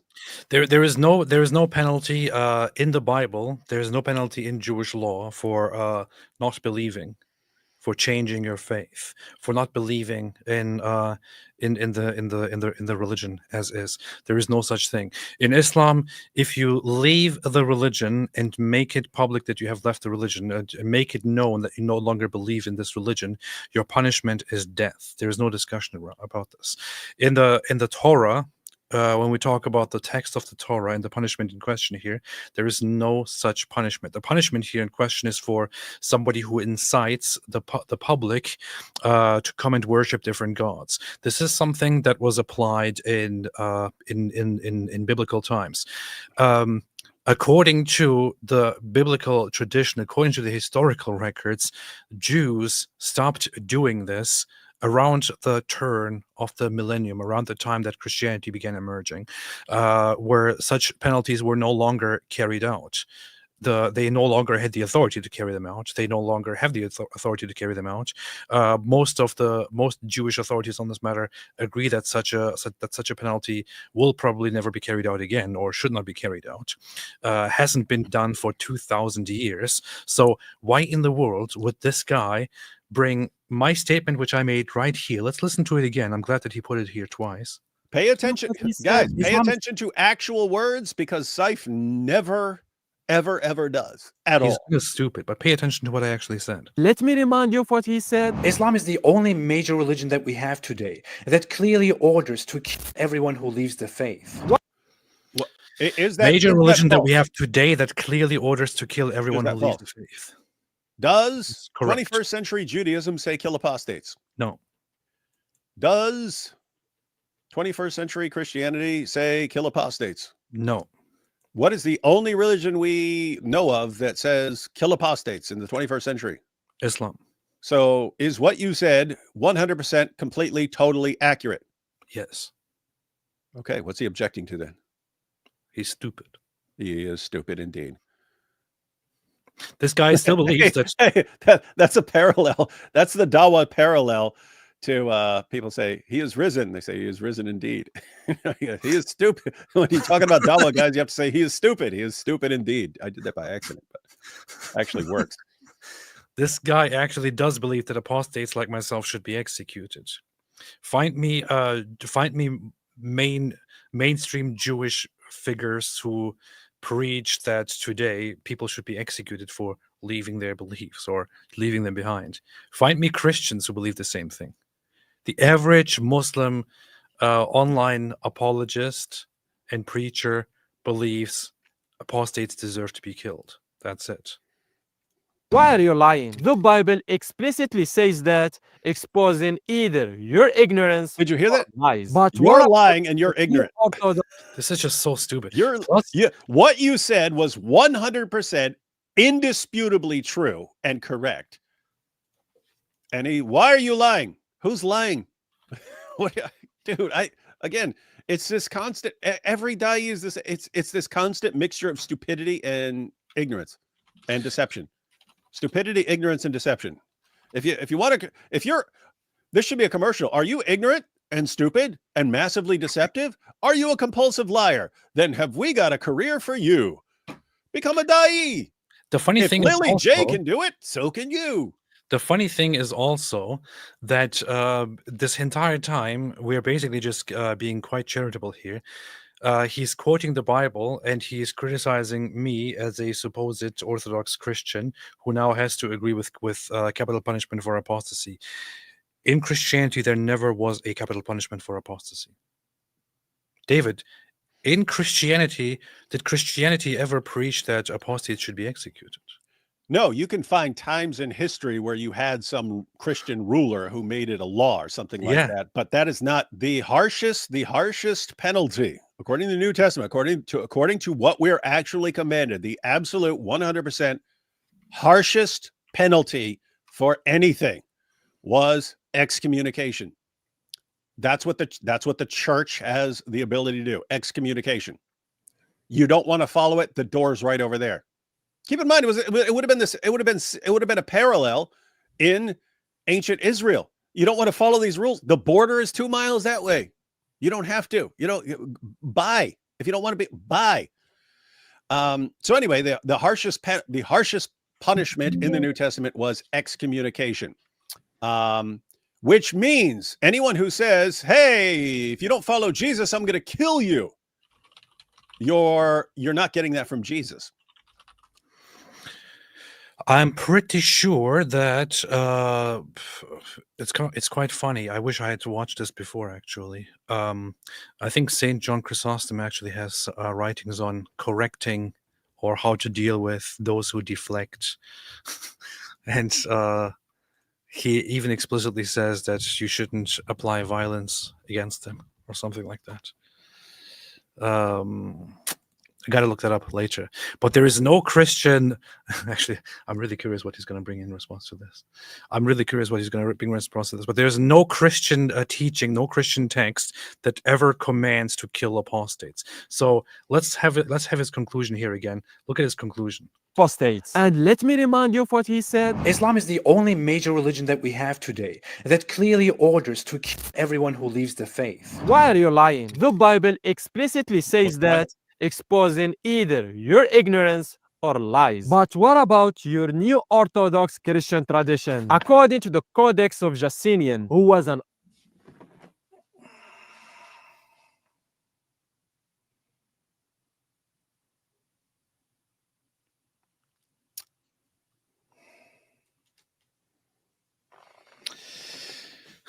I just want to play some sad music,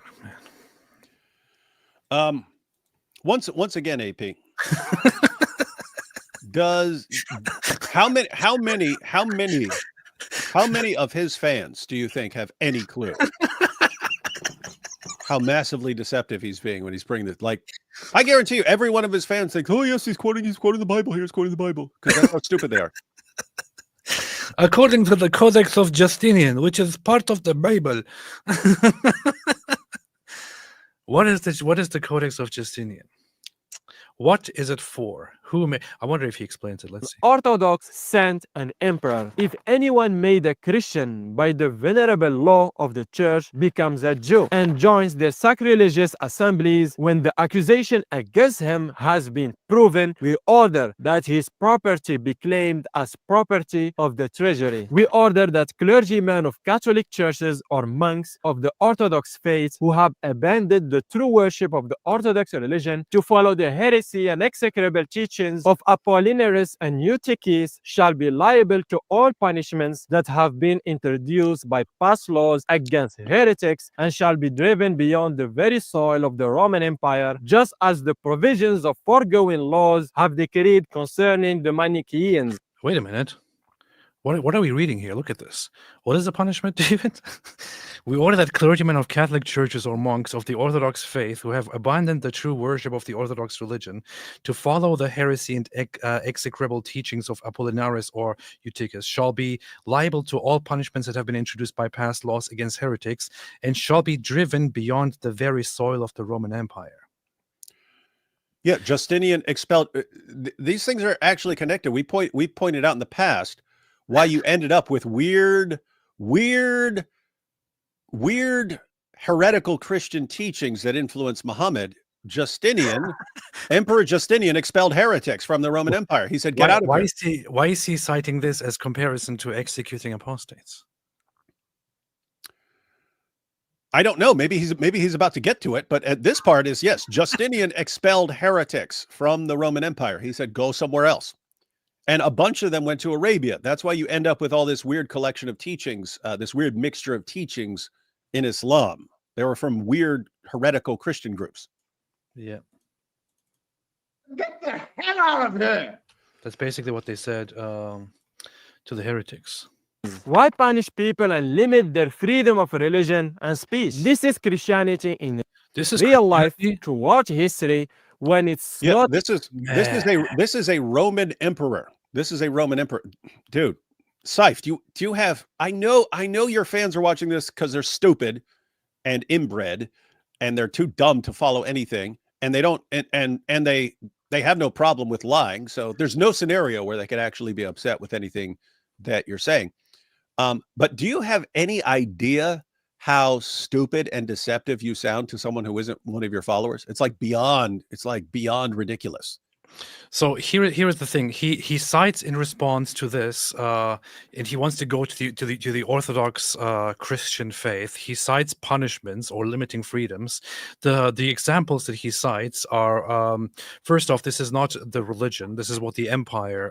That's a Roman emperor said something. So notice the assumption. Any Roman emperor, well, let's just say any Christian Roman emperor, we are bound by what they say. Yeah.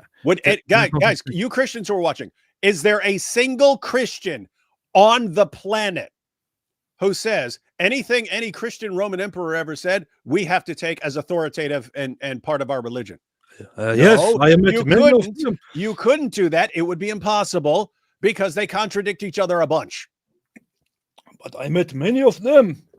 I don't remember their names. And what is Saif saying? Again, this is a response to AP saying there's no religion right now. But what about the Emperor Justinian? But the thing is also so insanely stupid. Even then, like the examples that he goes to is that is about those who after becoming Christian go back and follow the Judaizers, which is go back on their Christian teachings and go back to the synagogues, for example, in this case, then their properties should be taken away from them and be added to the treasury. The second measure is those who come up with heresies, right? With heresies within Christianity, so other Christians who are heretical, they should be pushed outside the borders of the Roman Empire. This is the example that he gives in response to me saying that Islam executes apostates. I'm sorry, but this guy is just, I don't want to say the word, man. Yeah, guys, I mean, he's disabled. Just so everyone knows, this is dawah. This is, I mean, other people do it different. Some do it better. Some do it worse. But they're all doing the exact same thing. AP says something that is completely true. There's one religion that in the 21st century is saying, go around and kill apostate, kill people for leaving the religion. There is one. And no, I will show you that you're wrong. Look, this says Deuteronomy. That if you, and Deuteronomy doesn't even say if you just leave the religion or something like that, you have to be executed. It's not even what it says. And it's a completely different situation. And who is there who's saying, yes, let's go ahead and enforce this long after that entire system broke down. Again, the temple system with the priests and so on, it broke down. And then you say Christians have the same thing because that's in Deuteronomy, when again the harshest punishment in Christianity is excommunication, not execution. And then you quote Justinian saying, if you're not going to follow Orthodox Christianity, go somewhere else. And AP is somehow lying in all this. So stupid, man. I don't know why people are talking trash about Sam Shamoun. Don't talk trash about Sam Shamoun, anybody, or I will slap you. But yeah, Sam Shamoun is Catholic. I'm not sure why people are talking about Sam Shamoun. Concerning the Manichaeans, why punish people and limit their freedom of religion and speech? This is Christianity in real life throughout history when it's not influenced by liberalism. We have resolved to close temples in all places and in every city immediately and with access forbidden to all, to deny the incorrigible the possibility of doing wrong. We also desire all to abstain from sacrifices. If anyone does anything of the kind, he shall be laid low by the avenging sword. And we decree that the property of the person executed shall be claimed by the treasury, and provincial governors shall be punished similarly if they fail to avenge such crimes. The avenging Pagan sacrifices and pagan rituals. Now, And what does this have to do with Christianity? what does this have to do with anything, Saif? What does this have to do with What does this have to do with apostasy? What does this have to do with Christianity? What does this have to do with a major religion existing today besides Islam that also orders to punish apostates? What does this have to do with anything? You absolute imbecile. You absolute clown. You absolute Following his reasoning, we could point to any Muslim ruler in history and say, this is 21st century Islam. Saif, that's how dumb you sound. Saif, do you agree that I could point to any Muslim ruler in the history of Islam, many of whom completely contradicted each other and gave varying punishments, some of which had nothing to do with the actual teachings of Allah and Muhammad? But would you say, if I quote any Muslim ruler in history, then you have to accept that as Orthodox Islam that is binding in the 21st century? Would you say that? Yes. I know you wouldn't say that because you would understand that it would be absolutely insane to say that. And yet that's what you're saying. And you for some reason, I was going to say you expect us to take you seriously, but you don't. You know, you're basically Lily J. But not with any redeeming feature that makes her appealing to a different kind of Muslim audience. Why does this emperor say that from now on pagan temple practices and temple sacrifices are forbidden, and they will close down all places and punish those who engage in this? What is apostate prophet saying about this? Why does he not complain that the Roman Empire still today punishes pagan sacrifices? You absolute imbecile, man. You're a complete imbecile. And what's funny is also he just said a thing here. He fleetingly said something here. He said that this is true Christianity without being influenced by modern. Let me hear that again. Have decreed concerning the Manichaeans. Why punish people and limit their freedom of religion and speech? This is Christianity in real life throughout history when it's not influenced by liberalism. So when the Roman Empire, right, the Roman Empire in history adopts certain practices while they are Christian, All those practices are to be taken as a perfect example of Christianity, even when they are not. Mhm. When Christians in history, however, do things that he doesn't like, then it's probably under the influence of non-Christian things like liberal Mhm. politics. That's basically, why can't we say that this here was influenced by Roman culture and Roman practices and the Roman lust for power and the Roman barbaric and authoritarian way of dealing with dissent and so on? Yeah, you'd have to say that for the first more than 3 centuries of Christianity, they're not killing anyone. Yeah. They're not killing anyone. Why wasn't that true Therefore, Christianity? liberalism, they were influenced by modern liberalism. So some modern liberals, according to Seif, invented a time machine, went back, influenced the first several centuries of Christianity until Christianity merged with the Roman Empire, and then the time machine trick didn't work anymore. Yeah. And then you got true Christianity. The early Christians were known for being for refusing to engage in violence, for being against violence, for opposing violence, for not wanting to fight for anybody, and so on. Why wasn't that the true Christianity, Saif? Why are certain policies under the Roman Empire true Christianity? That's very convenient. Yeah. Let me ask. Hey, Saif.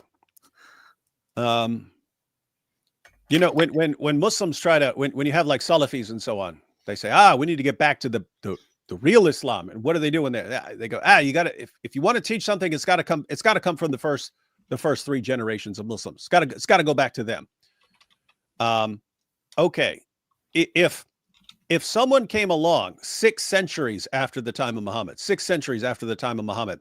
and came up with a rule, and it had no basis in the Quran or the Hadith and so on, would you take that as authoritative Islamic teaching? If so, then that's interesting. I'd like to know that.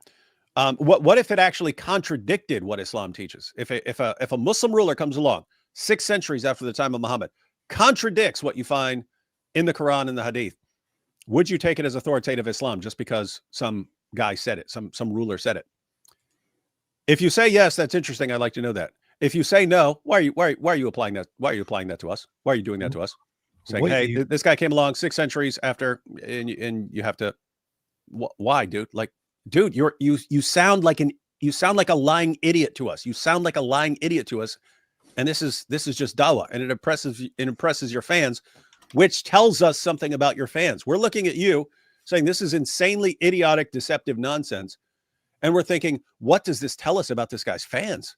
Like, what level of stupid do these guys have to be? What level of gullible do they have to be? What level of ignorant do they have to be that you're sitting here and they and they think this is all like binding on us or something like that? Do you have any clue how dumb you sound? Anyway, do you have any idea how dumb your fans sound if this is what they like? It's insane. Wait, la la la la la la la la la la. I'm looking for a text by Saint Basil, also known as Saint Based. Saint Based or Saint Basil is a very, very, very based church father who is very, very much well known and appreciated, whose stance generally on killing was. Let me find this. It would be very cool if I had this handy here. Let me find this. It would be very, very cool if I had this handy. Let me see. That killing in general is a burden and terrible and abominable thing, but it is necessary at times in war and so on. But anyone who engages in killing should spend some time in repentance or something like that. Let's see. But anyway, I would just suggest looking that up. Maybe also for Saif to look it up. Maybe for Saif to just study early church fathers and their stances on things. It's not like Islam, bro. It's not like Islam at all. Maybe later when David talks again for 2 hours, I can look it up for a second and bring it here. We have resolved to close temples in all places and in every city immediately and with access forbidden to all, to deny the incorrigible the possibility of doing wrong. We also desire all to abstain from sacrifices. If anyone does anything of the kind, he shall be laid low by the avenging sword. And we decree that the property of the person executed shall be claimed by the treasury, and provincial governors shall be punished similarly if they fail to avenge such crimes. The avenging sword for pagans practicing their religion. This is Orthodox Christianity ruling by its tradition. So now, Mr. Christian, anything you try to bring against Islam can be found in Christianity and the Bible, and even more severe. This is how we expose Even more severe. So you have not shown us the capital punishment for apostates in Christianity, yet you're acting like you did, and acting like it's even more severe. I wonder if Muslims are seeing this. I wonder if Muslims watch. I guarantee you they're not. I get 100. I guarantee they could have watched everything we just said and yes, he's right. He's right. Saif is very powerful. Muslim right. Muslim right. Muslim always right. That's always right. People don't realize what a serious problem this is. So to be clear, you have very intelligent Muslims who would understand everything we're saying right now. No. The kind of people who are following Saif again are really, really stupid, and this is an ongoing issue. How do you persuade people who are too stupid to understand anything you're saying in response to them? Like what do you do? What do you do if someone goes, but look at this. It says in the Proto-Evangelium of James, and if they're too stupid to say, hey, let's read what it actually says. One, it's not something we believe. It's not even a book we believe in. So that's one thing. Two, if you actually read what it says, an old man marrying a child is condemned in the culture. And you're pointing to that. And it has nothing to do with a prepubescent girl. What are you talking about? This has nothing to do with anything. I guarantee you not one of his followers would understand one word that we're saying. And you could lay all that out to them and they would say, you're just jealous because he humiliated you and refuted you. They're too stupid to understand responses. That's a serious problem. I don't even know what to do about that. Well, here's one passage actually that I got from Saint Based, also known as Saint Basil, from Saint Basil. I thought to myself, if I get baptized as an Orthodox Christian and have to choose a patron saint, maybe I should choose Saint Basil, but I should ask if I can change it to Based, so I could call myself Based, and then make that in reference to Saint Basil. If that is accepted, maybe I can even change my my legal name and add Based to my name. You could switch to you could switch from Apostate Prophet to Saint Based. That would be funny if your channel name just changed one day to Saint Based. You see, let's see here. Homicide in war is not reckoned by our fathers as homicide. I presume from their wish to make concession to men fighting on behalf of chastity and true religion. Perhaps, however, it is well to counsel that those whose hands are not clean only abstain from communion for 3 years. Jeez. Funny, not like 3 weeks. It's like 3 years. 3 years. So, am I understanding this right, David? He says it is not wrong to kill people in war. If you're fighting in a just war, it is okay and a necessity to fight and kill people. However, if you have made your hands dirty, I would counsel that you should not partake in communion for 3 years. That's what it sounds like. That's what it sounds like, which is it's very brutal, very harsh. Pretty harsh. So it's not a thing to be taken lightly, Not like in Islam, which is like, if you kill, then you see, if you kill, then you will get virgins, you see, and everyone will love you, you see. That's not how it goes, man.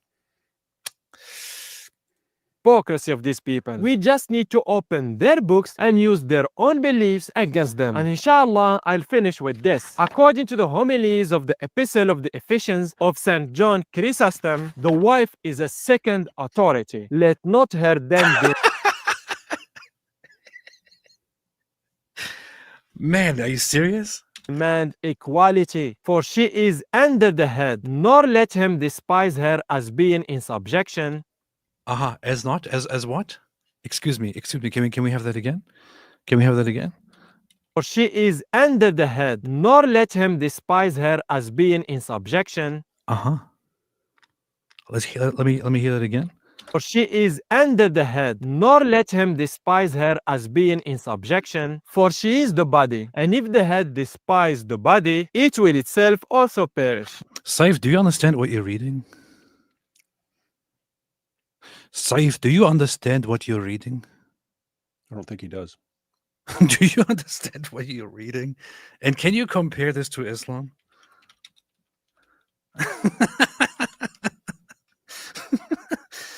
Oh man. So here is Islam for you. Let's compare this to Islam.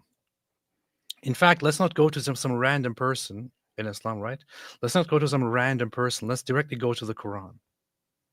Let's directly go to the Quran here. This is what the Quran is.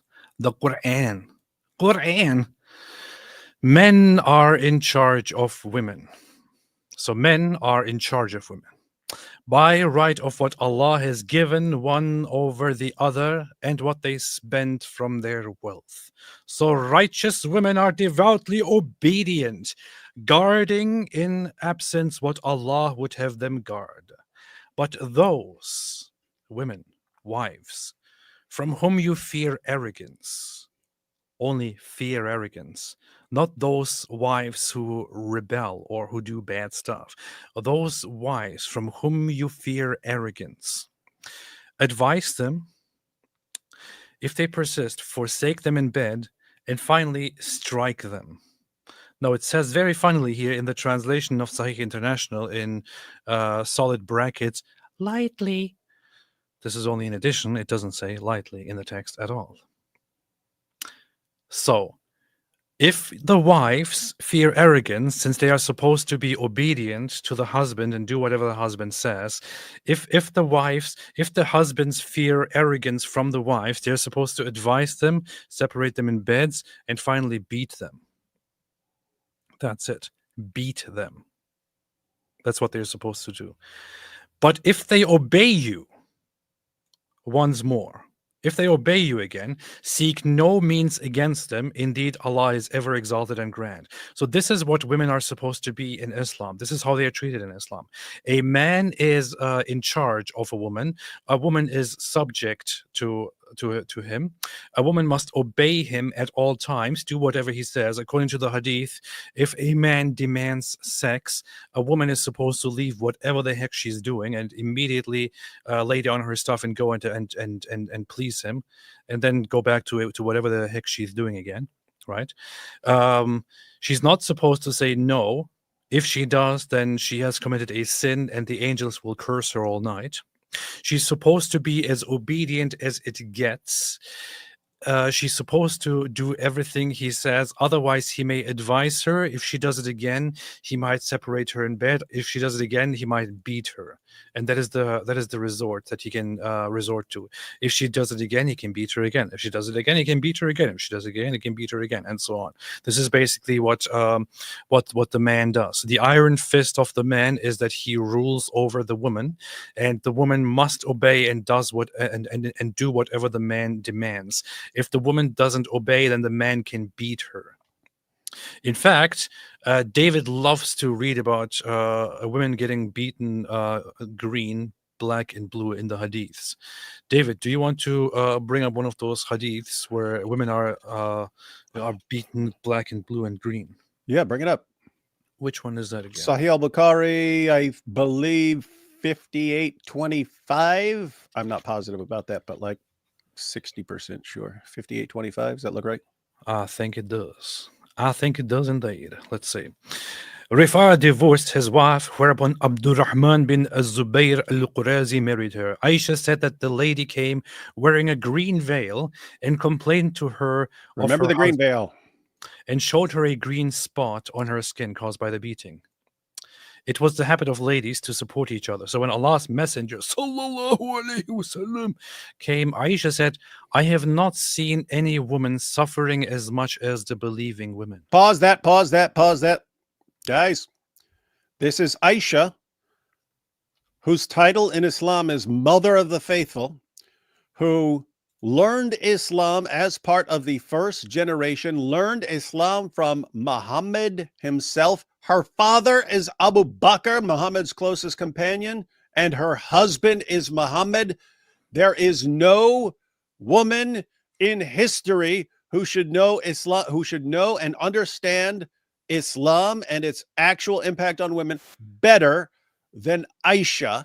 And Aisha, after seeing how Jewish women were treated, after seeing how pagan women were treated, and after seeing how Muslim women are treated, her takeaway was, I have not seen any woman suffering as much as the believing woman, The believing women she's referring to, Muslim women.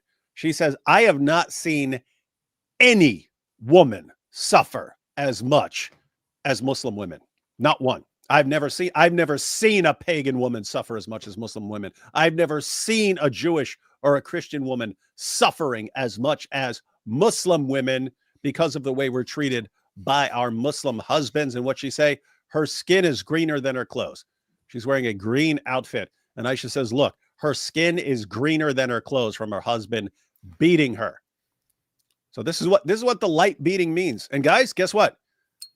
This is light beating. This is light beating. The actual distinction between light beating and heavy beating is a heavy beating could do like permanent damage, like breaking bones and stuff like that. That's the difference. This even beating till her skin turns green, that's a light beating in Islam. Anyway, that's what they do. Aisha.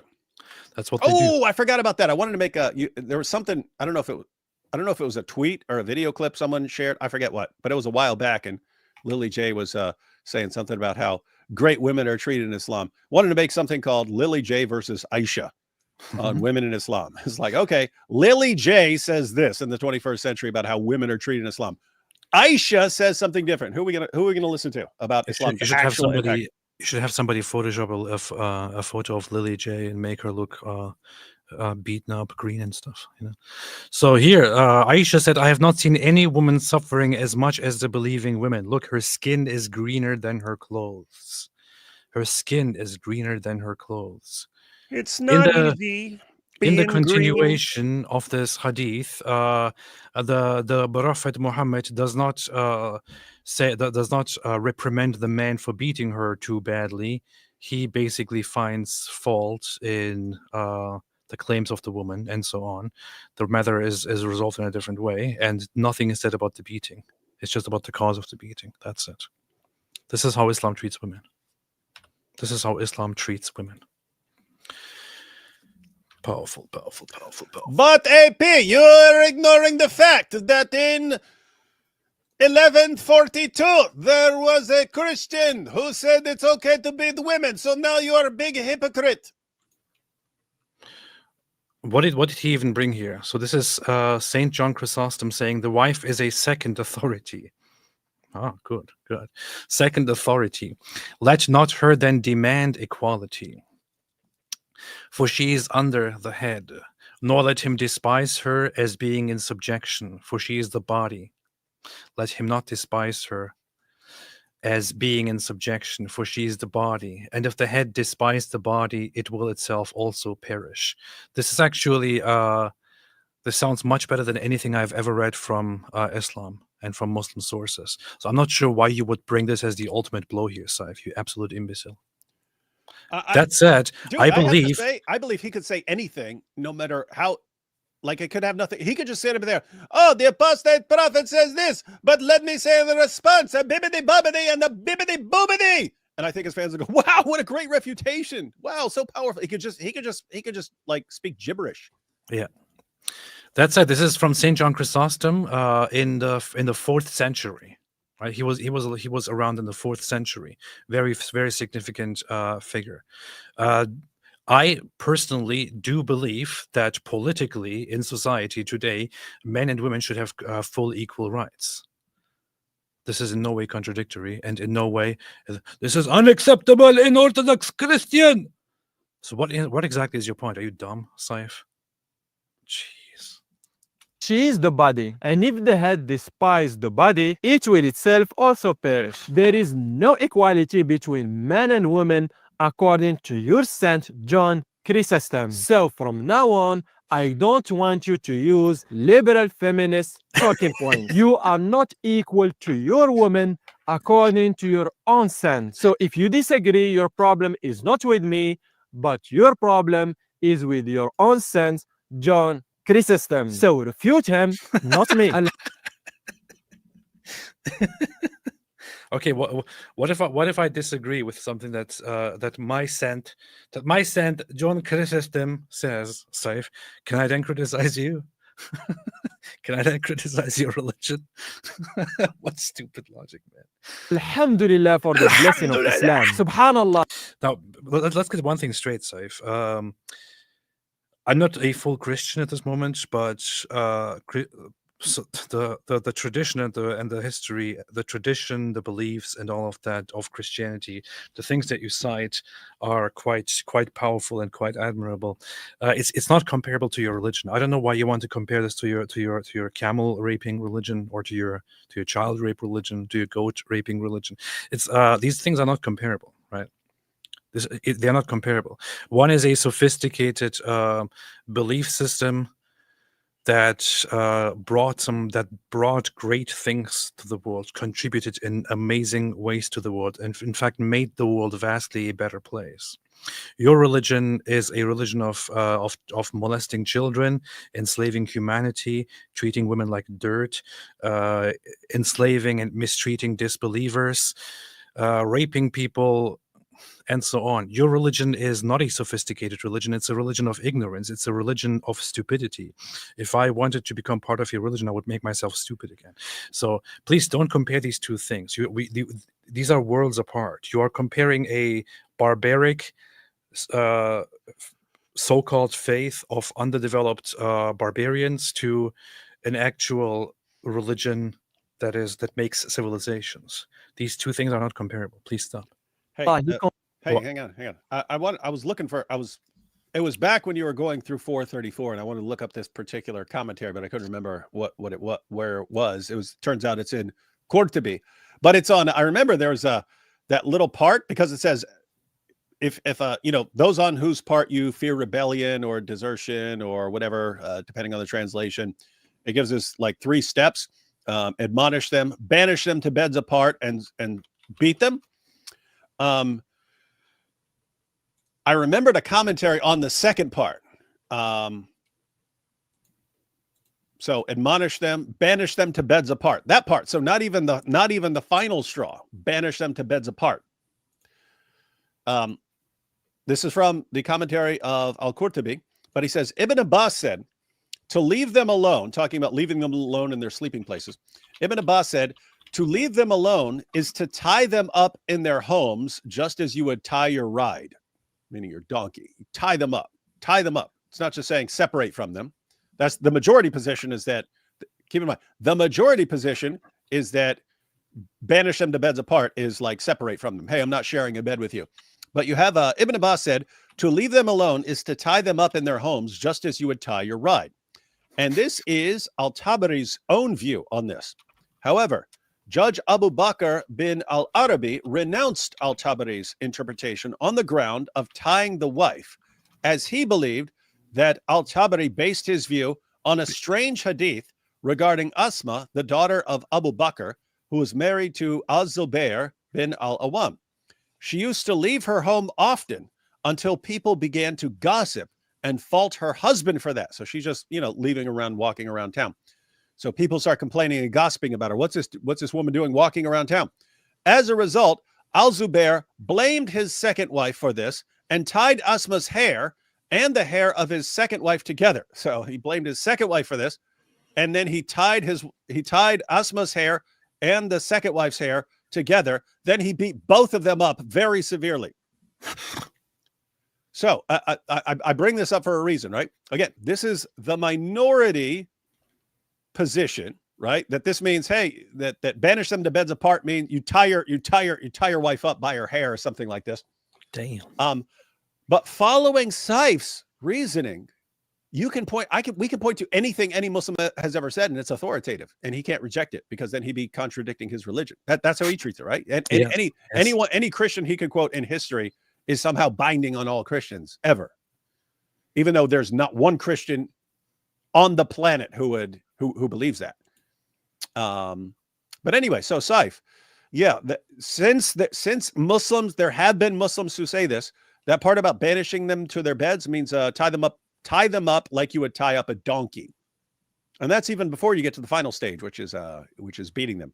And Saif, we even have from Muhammad Hijab himself pointing out that if you just go with the Quran, you would conclude that this can include chopping their heads off if you don't go with the sources outside the Quran. So anyway, you're stuck with it. You're stuck with all of that because if a Muslim has said it, then you're stuck with it. Beast. Saint Chrysostom, homilies. So apparently Saint Chrysostom in his homilies explicitly talked about how on 1 Corinthians on how men should not hurt or beat their wives and all that. So if we once again want to go to church fathers and especially Saint Chrysostom, since apparently Saif has a big obsession with Saint Chrysostom, we should probably have a look at that sometime. But there is one quote which I find very, very interesting. For what union, what sort of union? Saint Chrysostom says, Saint Chrysostom says, where is this? What sort of union is that where the wife trembles at her husband? And what sort of pleasure will the husband himself enjoy if he dwells with his wife as with a slave, and not as with a free woman? Yea, though you shalt suffer anything on her account, do not upbraid her, for neither did Christ do this. Interesting. I need to look further into this, but this is a this seems like a very cool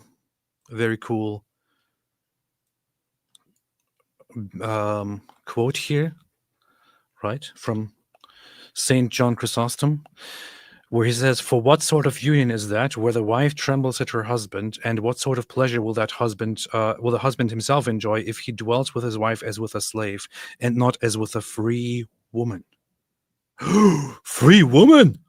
Does this mean Saint John Chrysostom is a liberal progressive? You see, he's a liberal progressive feminist. Yea, though you should suffer anything on her account, do not upbraid her, for neither did Christ do this. This sounds like you see very clearly here how the feminist liberal progressives influenced Saint John Chrysostom. Shame. Converted from the worship of a human being to a worship of another human being. As an atheist, he worshipped his own desires, meaning he took himself as his God. And now as a Christian, he's worshipping another human being, Jesus, as his God. So he went from one place in Jahannam to another place in Jahannam. May Allah subhanahu wa ta'ala. This is funny. There are some who keep doing this whole thing where like Muslims and Christians have some union or something. Those guys should really hear this stuff. But man, I kind of feel like I want to respond or talk about this whole rhetoric of worshiping a human or praying to a human or worshiping a human, as he says. I feel like I would talk better about that at some point in the future. But David, so he accuses me, since I am now apparently, according to him, a full Orthodox Christian, of worshiping a man, that is Jesus. What do you say about these accusations, David? Well, if you mean God incarnate, then yeah. So Saif, according to our scriptures, which your God and your prophet affirm as the inspired, preserved, authoritative word of God, The second person of the Trinity entered creation as Jesus of Nazareth. And as to his divine nature, he is God and therefore worthy of worship. Are you saying that God isn't worthy of worship? That's strange. But on the topic of men, hey, Saif, why do you talk to Muhammad during your prayers? And why does Allah pray for Muhammad? Who is Allah praying to? Remember, according to Muhammad hijab and according to the Quran, Allah prays for Muhammad or prays upon Muhammad. So the question is, who is Allah praying to? Is he praying to himself or is he praying to someone else? If so, who's he praying to? So anyway, the long story short there, Muhammad is so important that you actually address him directly in your prayers. You say, peace be upon you, O prophet, in your prayers. We acknowledge that we worship Jesus, but that's because Jesus is God. You guys say Muhammad isn't God, and yet you speak to him directly in your prayers, and you treat him as God. If you were to make a diagram of your religion, it's Muhammad in the middle, and everything is around him. And we actually know this. We know this. Muhammad said that if God tells you something is haram or halal, and you listen to a man tell you the opposite, then you're actually worshiping that man, right? And we had Muhammad hijab give a perfect display of this. He says, according to the Quran, having sex with a 5-year-old would be halal, but it wouldn't be halal according to Muhammad. And we're going with Muhammad. What's that mean? It means you're worshiping Muhammad. That's not according to me. That's according to Muhammad hijab. So you worship a man. You worship a man. We worship God who entered in creation as Jesus of Nazareth. You worship a mere mortal human being who also happens to be a pedophile. Amen. So, unfortunately, Saif Talk, you worship a pedophile. I can say the same thing. So, although I haven't really called myself a full Christian at this moment, I am going to church. I'm learning, and I'm also actually daily doing certain prayers. I have adopted a prayer rule in which I also recite a creed. And yes, I'm not shy, and I'm happy to say it. And in fact, I can read it to you right here because it will affirm one thing. So it says, "I believe in one God, Father Almighty, maker of heaven and earth, and of all things visible and invisible, and in one Lord Jesus Christ, the only begotten Son of God, begotten of the Father before all ages, light of light, true God of true God, begotten, not created, of one essence with the Father, through whom all things were made. For us and for our salvation, he came down from heaven and was incarnate by the Holy Spirit and the Virgin Mary and became man." There you have it. Safe. There you have it. And became man. If that's what you have a problem with, then you really don't, you just don't understand what you're commenting on. But I'm going to finish this. "He was crucified for us on the Pontius Pilate, and he suffered and was buried. On the third day he rose according to the scriptures, and he ascended into heaven and is seated at the right hand of the Father. He will come again with glory to judge the living and the dead. His kingdom will have no end. And in the Holy Spirit, the Lord, giver of life, who proceeds from the Father, who together with the Father and the Son is worshipped and glorified, who spoke through the prophets. In one holy Catholic and Apostolic Church, I acknowledge one baptism for the forgiveness of sins. I expect the resurrection of the dead and the life of the age to come. Amen." That is it. Now you think, oh, Jesus was just a man and you worship a man? How dare you worship a man? Well, in Christianity, people don't just worship a man. People worship Jesus. People worship God. People worship the Trinity. They worship Jesus, who became flesh, who became man, and who is fully divine and fully human. That is what he is. He is fully divine and fully human. And he became man, which he chose to do in order to fulfill a certain purpose, which makes it actually very, very, very sweet and very interesting to be Christian and to practice Christianity and to feel like God descends and participates in the human nature and the human experience, and shares it with humans and lets humans partake in the divinity and so on. This is actually the very fantastic and great part of Christianity, which is not comparable to what you have in Islam, which is where you don't have an actual relationship of love between the divine and the human, but rather you have a master-slave relationship. That's what it is. Of course, you would never understand it. Of course, you would never relate. Of course, you would never, ever understand what this religion actually is. You don't understand anything. You don't understand any of the ancient beliefs and of the faith that you have in front of you. All you get is what your 7th century pedophile, rapist, warlord told you. That's all you got. That's all you got, mate. Anyway. By the way, isn't that weird? I mean, because that's kind of the bigger issue, right? It's you've got these Muslims and they think that God supports their religion and all the prophets have supported their religion. At the end of the day, it's what one guy says, and they just believe everything that one guy says, even when it flies in the face of everything everyone else says and flies in the face of every bit of evidence we have. They've built an entire religion around one guy who told them what to believe about everyone else, told them what to believe about God, told them what to believe about angels, told them what to believe about every prophet who came before him, told them what to believe about everything. He just happens to be the least reliable person in the history of forever. I mean, if you listed all the possible criteria of a false prophet, how do you spot a false prophet? Muhammad has all of those characteristics. And if you listed all the criteria of someone that you just should not trust under any circumstances, Muhammad has all those characteristics more than anyone else in history. I cannot think of someone who has the collection of features that Muhammad has that would say, do not trust this guy under any circumstances. And Muslims build their entire religion around that guy and treat him as the most trustworthy person who's ever existed. This is a weird, sick cult. Free Naturalist says, AP, I never heard you say Jesus is your Lord and Savior yet. Did you not hear what I just read? Did you not hear a word of what he just read?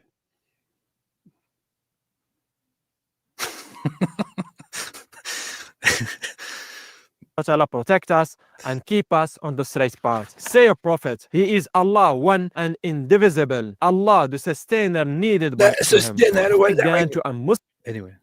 Imam at the mosque. And don't forget.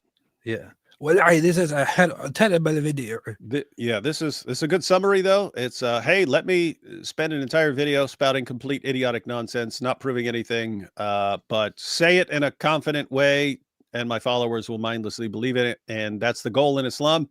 Get a big enough mob rallied around you to where who's going to argue? They've got a big mob. They've got a big mob, and it doesn't matter how stupid they are. If you get a big enough mob, they can silence your critics and so on. Anyway, that's the goal in Islam. But it's like that. Say a bunch of stupid, idiotic nonsense, get it a big enough following, and then you're set. You're set as a dawah guy. Meanwhile, in other news today, Donald Trump actually ordered strikes on Yemen to take out the Houthis. What? Which is very, very funny. This was on the news. And let's see. U.S. strikes on Houthis killed 21 in Yemen as Trump vows to demolish the militant group. Based. As long as we're just carrying out airstrikes and just killing a bunch of them, that's pretty based.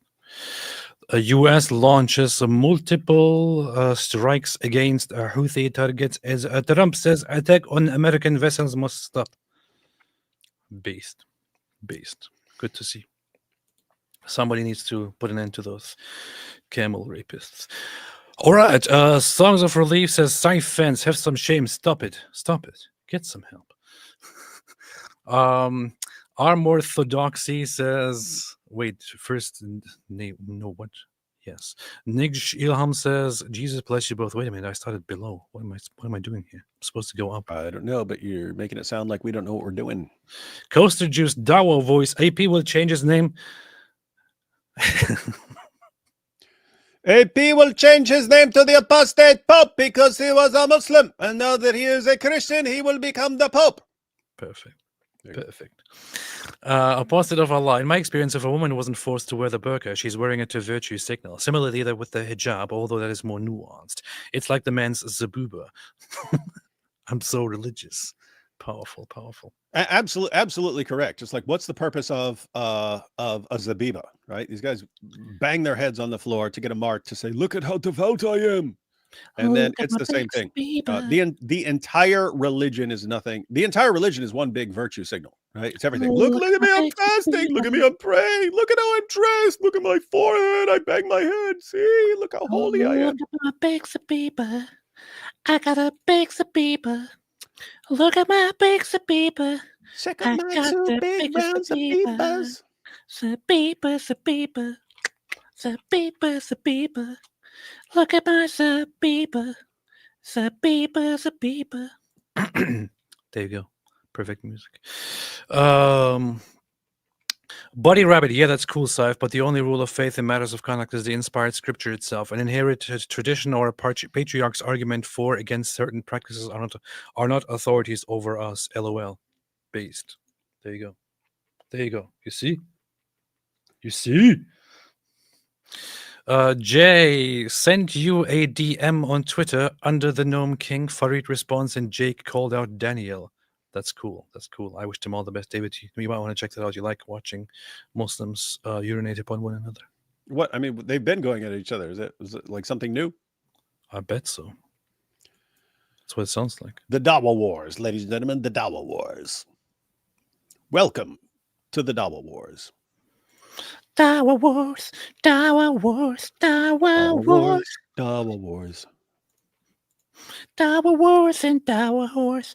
Leggy says David Ruslan has been exposed manipulating people for money. Don't preach at his conference. Oh, well, if Leggy says it in the comment section of please video, don't talk trash about people here, about fellow other people here.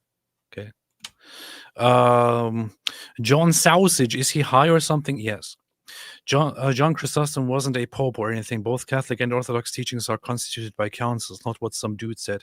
I wouldn't necessarily describe Saint John Chrysostom as just some dude. He's a very significant figure in of the early church fathers, one of the most important, and influenced lots of rulings and all that. But yeah. True. Rick Newton says, context, Islam, LOL, really, they just want us all to commit taqiyya like them. Who needs exegesis when you can just lie and call it the truth? Muslims just all go to hell in Quran and Hadith.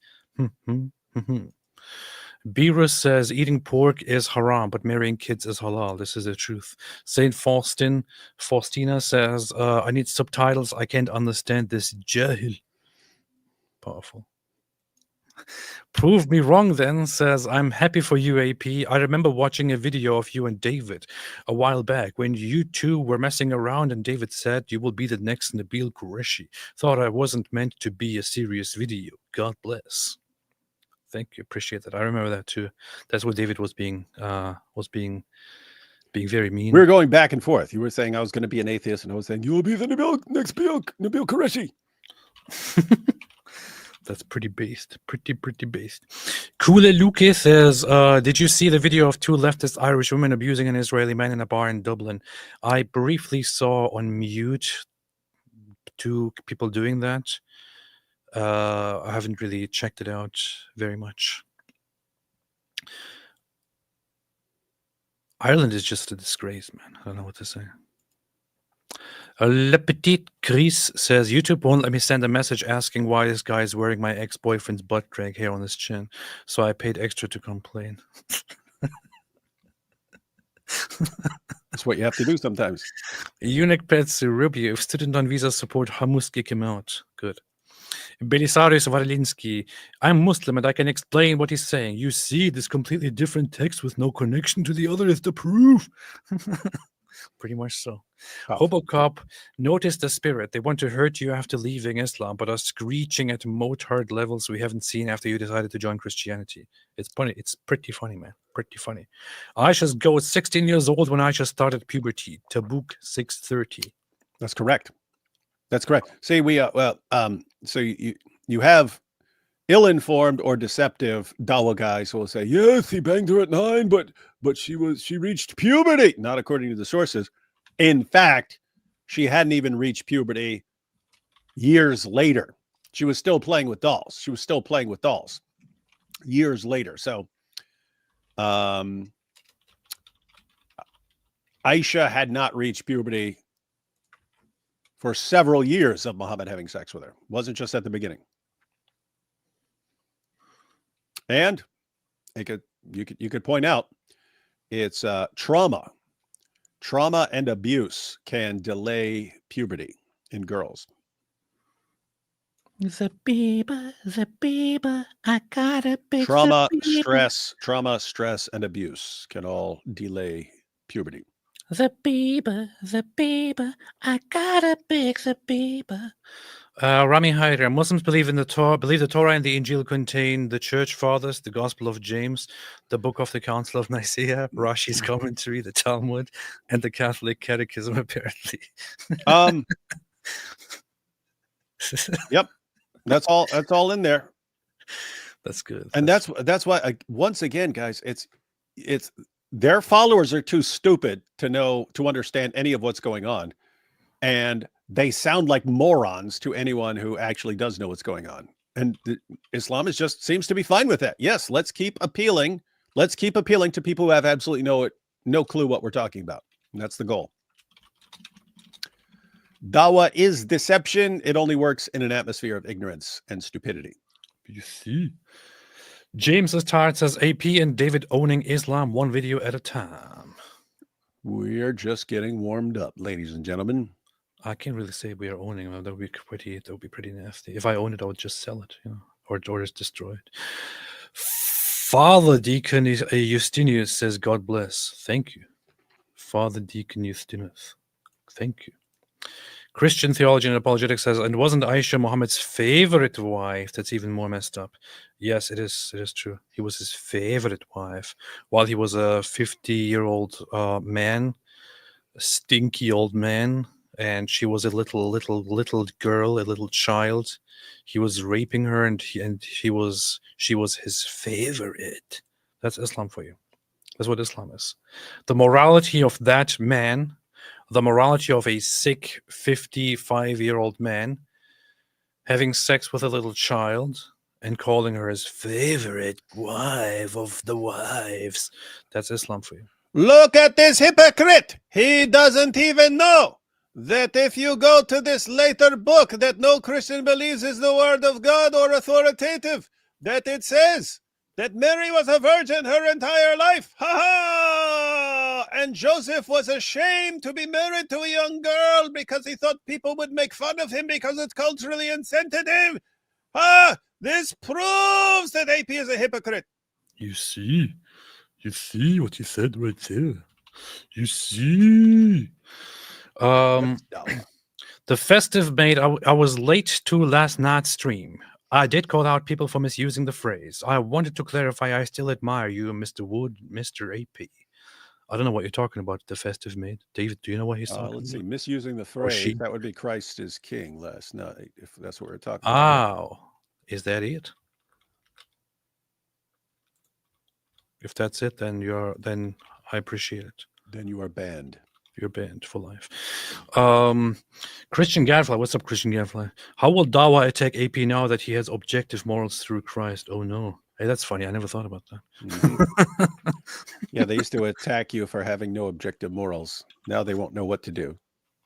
Now they will attack you by quoting later sources that you don't believe in.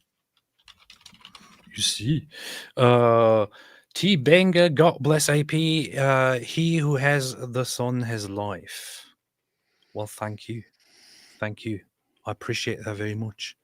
Appreciate that very much. Appreciate that very, very much. Okay. The Wave Son, why do you need any religion? They're all wrong. Oh, well, if the Wave Son says it in the comments section of YouTube, it must be true. How did we not think about this before? Everyone, the Wave Son said it. The Wave Son said it. So we all just need to reject. We just need to reject every religion because the Wave Son said they're all wrong. And as we know, the Wave Son is completely authoritative and we have to believe everything the Wave Son says. Oh, but now that Wave Son says it. Stop embarrassing yourself, Wave Son. Fact is, if you tried to defend that in a debate, you would get crushed in 5 seconds. But Wave Son said it, man. Oh, the waves! I forgot. The wave son said it. Everyone, as everyone knows, if you say something in the comment on YouTube, it's true. Isn't that You know what I amazing? never understood? I never went around telling people, "Oh, why do you believe in this religion? Are you stupid?" Well, that's Why what you're would you supposed to believe do this as religion? an Why would you atheist. believe That's that what you're religion? supposed to do 24 hours a day. I mean, I didn't do that as an atheist. I never even went up to Muslims and said, Sky "Oh, Daddy, you Sky Daddy, stupid Sky idiot, Daddy, why do you believe in this?" Sky Daddy, Sky Daddy. Oh, Like religions are stupid. Despite spending years destroying Islam, I never even went up to Muslims and said, "What's wrong with you, man? Why would you believe this? Wrong." You don't realize you're supposed to go around and you're supposed to go around the comments of YouTube and just spend every waking moment going, "That's not true.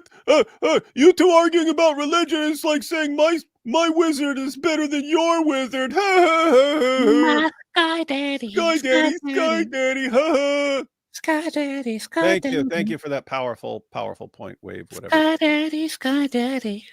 Sky Daddy. Sky Daddy. Mother Queen, welcome to the family, AP. Hi, David Wood. God bless y'all. Thank you so much, Mother Queen. Thank you, Mother Queen. You kind of look like David Wood. Yeah. Limes and Stripes says, but AP, have you looked into Christian naturism? Powerful. I think this is the trend of saying, have you looked into all these weird things? But isn't that a sect that is like kind of a messed up sect or something? Frieza who says, "Hey, what's up, Frieza? I watched you a lot when I was a child." Hallo AP, du solltest dich mal über Vater Gabriel aus Georgien informieren. Gibt sogar ein Animationsvideo auf YouTube. Fool for Christ. Was geht, David Holtz? Who's David Holtz? Why is that funny? Who's David Holtz? Holtz means wood. That's kind of funny. Never thought about Not funny that. at all. In Arabic, I think it's Heshib. David Holtz. Daoud Heshib. Father Gabriel from Georgia. I gotta look into that. Emmanuel became a new member. Thank you, Maya. Deneen, Orthodox theology denies the personal guilt of original sin. Contra Rome 5:12-15. Come to Jesus, not a church. God bless. Orthodox theology denies the personal guilt of original sin. That's not connected to the second part of what she says there. But as far as Romans, yeah, it's saying where there's no law, then you're not guilty of breaking a law. You're still affected by original sin, he says, because you continue to die and so on. But yeah, you can do that. You can do that, Deneen. You can do that. Garbled Words says Israeli band Mikadem does a gorgeous version of Psalm 23. I think AP said it was one of his favorites. Check out their interpretation. Yes, I would recommend listening to that if you want to hear some beautiful music. It is frankly, it's a gorgeous version. No, I'm talking about frankly. I had a friend from Korea. His name was Frank Lee. No, frankly, you never had a friend from Korea. But yeah, no, this song by Mikadem of Psalm 23 is beautiful. I heard of that when I was exploring Judaism, and Mikadem is a Messianic Jewish, so Christian band. They have a wonderful rendition of Psalm 23. It's awesome. Would recommend. Golfos says, "Hey AP, met you at church the other day. Just wanted to say it was nice to meet you." Hey, does anyone know is that Mikadem? What's that mean? Is that related to Miktam, which you see in the Psalms? I don't know. What does it mean? Does anybody know? Does anybody know? Mikadem in Hebrew means from the east. Okay, what's Miktam? In a poetic sense, from eternity. From the east. The name Mikadem, which in biblical Hebrew means from the east, is a reference to the theme running throughout the Bible. Okay, so that's different from Miktam. I was just wondering yes. if they're singing Psalms. I was wondering if that is a modern version of the word.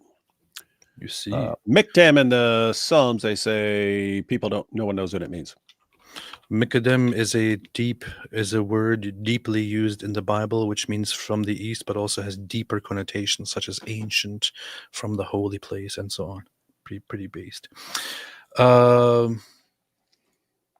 Hey AP, met you at your church the other day. Just wanted to say it was nice to meet you, though it was a little weird how when you found out I was an atheist, you ripped your shirt off and started beating your chest while trying to suplex me into the nearby lake. Never knew you had a six-pack though. Nice. Well, you shouldn't be posting this online. I thought this would stay between us, but Yeah. Based. Veritas, Daily Wood, why didn't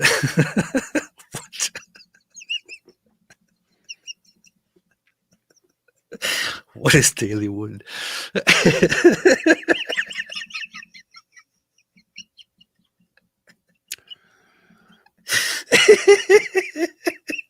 is what I have to deal with, ladies and gentlemen. It's the level of maturity on AP's channel.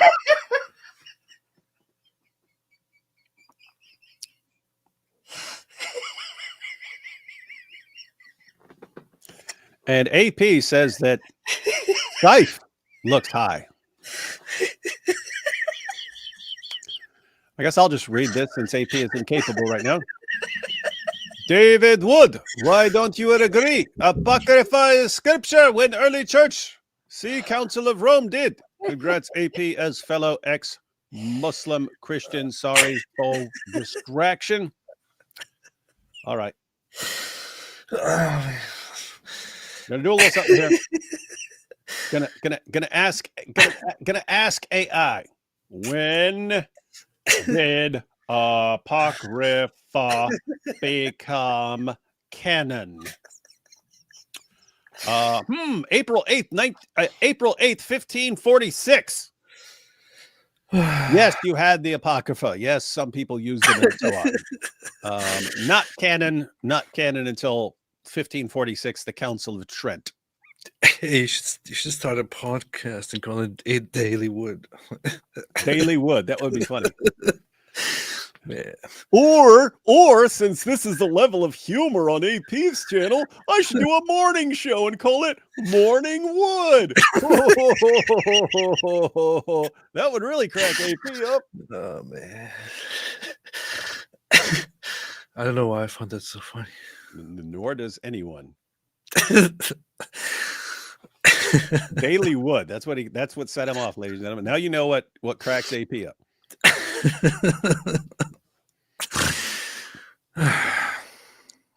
Anyway, let's not be childish. Frieza said, I forgot to mention that this short movie is on the Chanel Trisagion Films.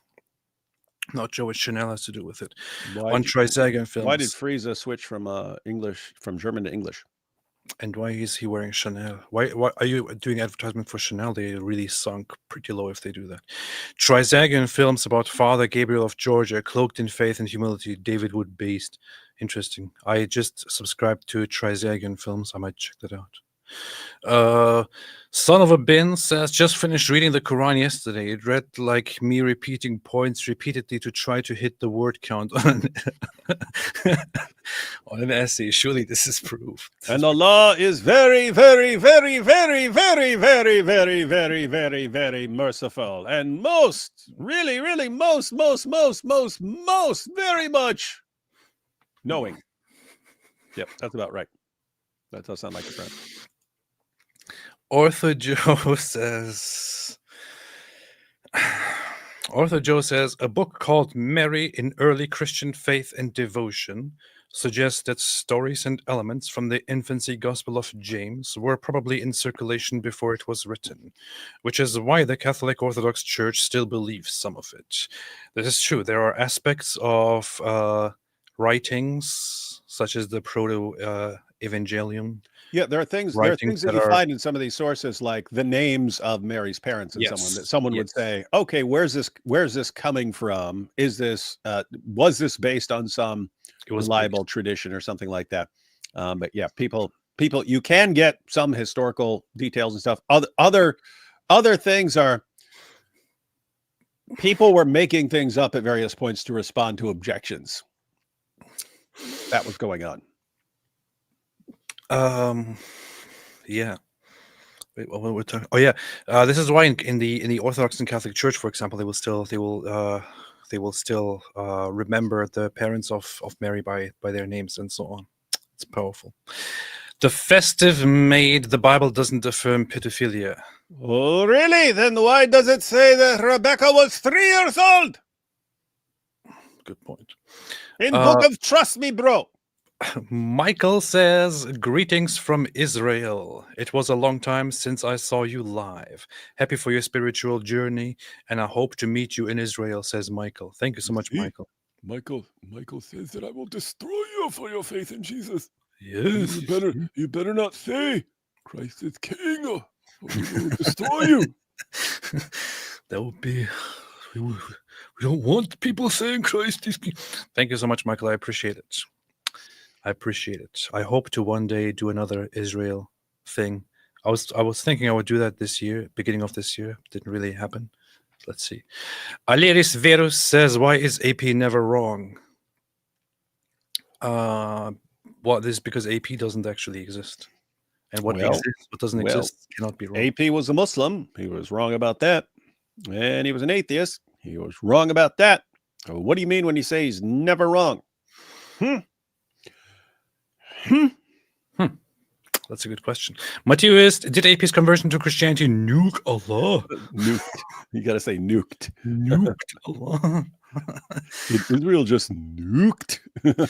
Rigo Bonnie, thank you, Daily Wire and Associated Press. Caveman Mo and his toy boy Angel. This is indeed true. Very, very much true indeed. Arm Orthodoxy, but Rebecca was 3. Cries in Dawa. But Rebecca was 3. Perfect example of them just constantly lying about people they claim to respect.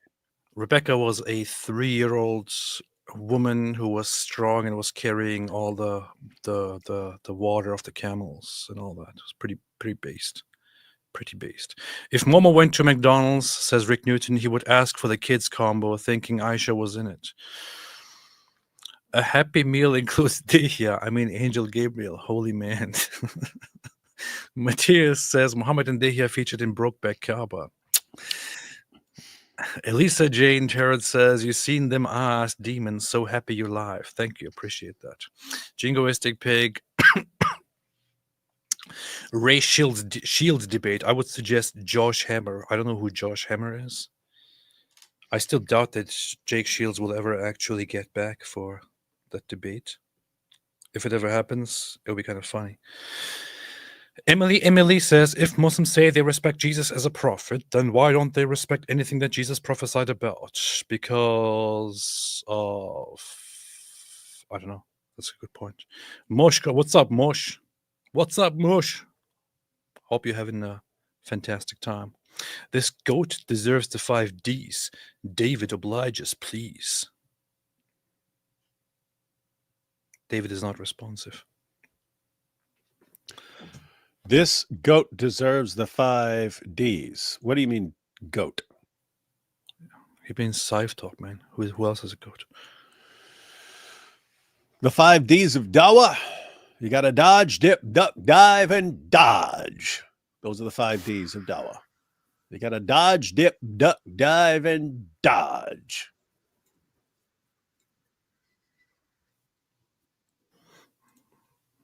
Sorry, I was just working on a Zabiba song. Chad says, God bless you, AP. God bless you, Dawood. Thank you. Oh, thank you.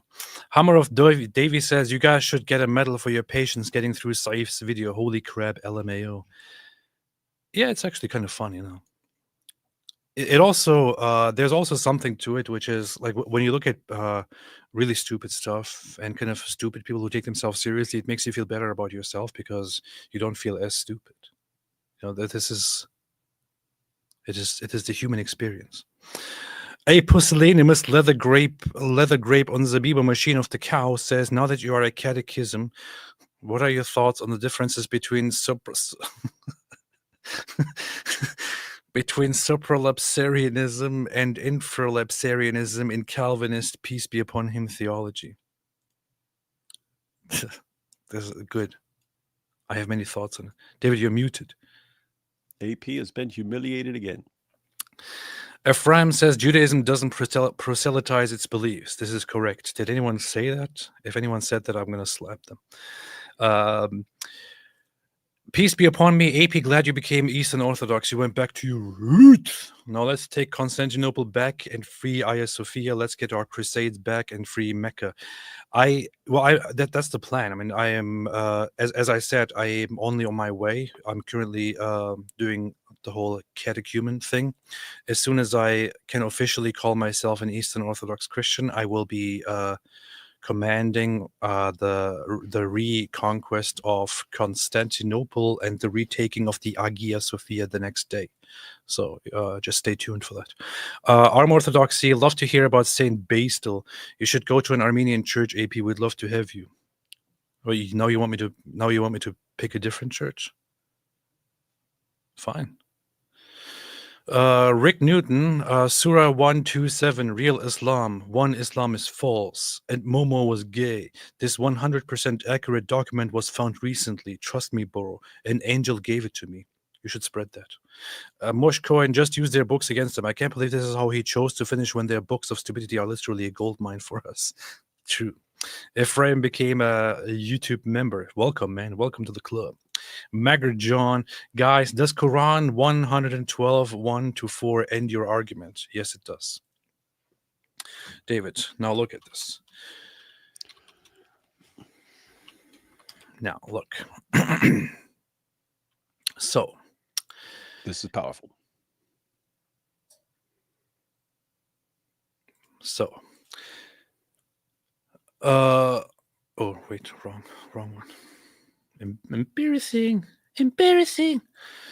So here, 112. Say he is Allah, who is one. Allah, the eternal refuge. He neither begets nor is born, nor is there to him any equivalent. Oh no! How did I not see this before? Oh no! Oh no! Oh no, David. Do you have to now become a Muslim, David? Yeah, I'm wondering what argument this is supposed to end. Like, which argument was this supposed to end? Saif Talk actually added this to the end of the video to say, and this verse, this surah from the Quran, Surah Ikhlas from the Quran, is a perfect response for the Christians who worship a human being, because we only worship Allah. Doesn't that actually say he is one of? Maybe. He's one of us. Christina says, I am always surprised by how good David Wood is at predicting the Dawa Boys' next moves. He sees it, man. He sees the next moves all the time. We know what they're going to do. St. John Chrysostom was so based because of his teachings that he earned the name Chrysostom, which means golden-mouthed. Wasn't it because he was a fantastic preacher or like a fantastic speaker? A man of fantastic, whatever, something like that. I know he's very well known for how based he was. Shane Johnson, David, the Daily Wire. Have you done a video about the implications of Jesus being called the Messiah in the Quran? Do they know the importance? Do they not know the importance of the title of Messiah? They have absolutely no clue what Messiah means. So, no, they don't know. But then why do they say that Jesus is the Messiah? They have no idea. Muhammad heard that people call Jesus the Christ and rolled with it, not understanding the implications. It's just like he rolled with calling Jesus the Word of God and had no idea what that meant. I see you got your Schofield Bible there. Oh, yeah, I was just reading my Schofield Bible that I read every day. Fat Man says, what depth of atheism do you use? Not believing in anything or not believing in God? How do you avoid the issue of deaf God then? Also, would do atheist David? What? Do Hang on. No, hey, I just looked it up. Any Arabic speakers want to confirm that Surah 112 verse 1 actually says he is one of? It just drops it off. Interesting. Go ahead. Sorry about that. What was that? Chan Schofield says based. Fatman says, what depth of atheism do you use? Not believing in anything or not believing in God? How do you avoid the issue of deaf God then? Also, what do atheists deb? I don't know. I've always wondered, W do atheist deb? Yeah, but do you have an answer to what do atheists deb? No. No one knows why atheist deb. See?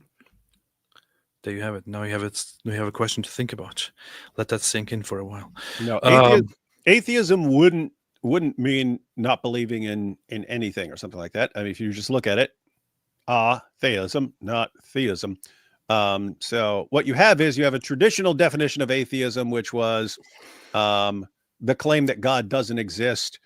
And then you have the stronger version of that, which is no sort of anything divine exists. And then you have the more recent version, which is atheism is just an absence of belief. It's a lack of belief, which then you used to have a useful distinction between atheism and agnosticism, whereas like as the new atheists define atheism, it's lost its distinction. So they blurred it. And now you have to say, okay, what's a person who says there is no God actually called? Because they say, no, an atheist is simply one who lacks belief. And it's like, okay, so people, agnostics, they lack belief. Do we have a term for a person who says there is no God? What's the term for that? You can't just say atheist because that has a broader meaning to. You see, that's true. You see, Deborah, that's true. Asa, I love you both dearly. We love you too, Asa. Thank you. Zinger Miro says, Daily Wire, how were you able to convert Nabil Qureshi? Did you force him? No, I didn't convert Nabil Qureshi. In fact, I got to a point where I realized there was nothing else I could do. That's when he started having like dreams and visions and so on. Dreams and visions.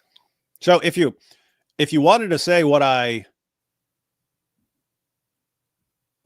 happened with Nabil over a period of years of discussions, he started doubting his religion and was not as confident in his arguments for his religion. And he agreed that Christianity actually does have good arguments, good reasons in its favor. And so he basically got to where he took it seriously as an option, but still was not, at that point, he was not going to convert. It was at that point, he was basically, I don't know what to believe, so I might as well just continue being a Muslim. And after that, that's when he started having like dreams and visions and so on, as far as his actual conversion. And gotta beg the beaver. Metalmorphosis says David Wood's new Daily Shorts channel. That was, hey, welcome to Daily Wood, where you get my shorts. You find out what's in if you want to know what's in my shorts, check this out. That'd be funny. Harold B, but AP, have you looked into the order of Zach Room? Just don't visit Tristram. Good point. Fun, good. Only cams.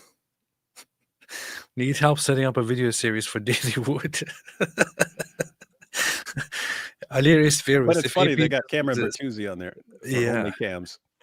If AP doesn't exist, does it make him Palestine? It does actually, yes. Free AP.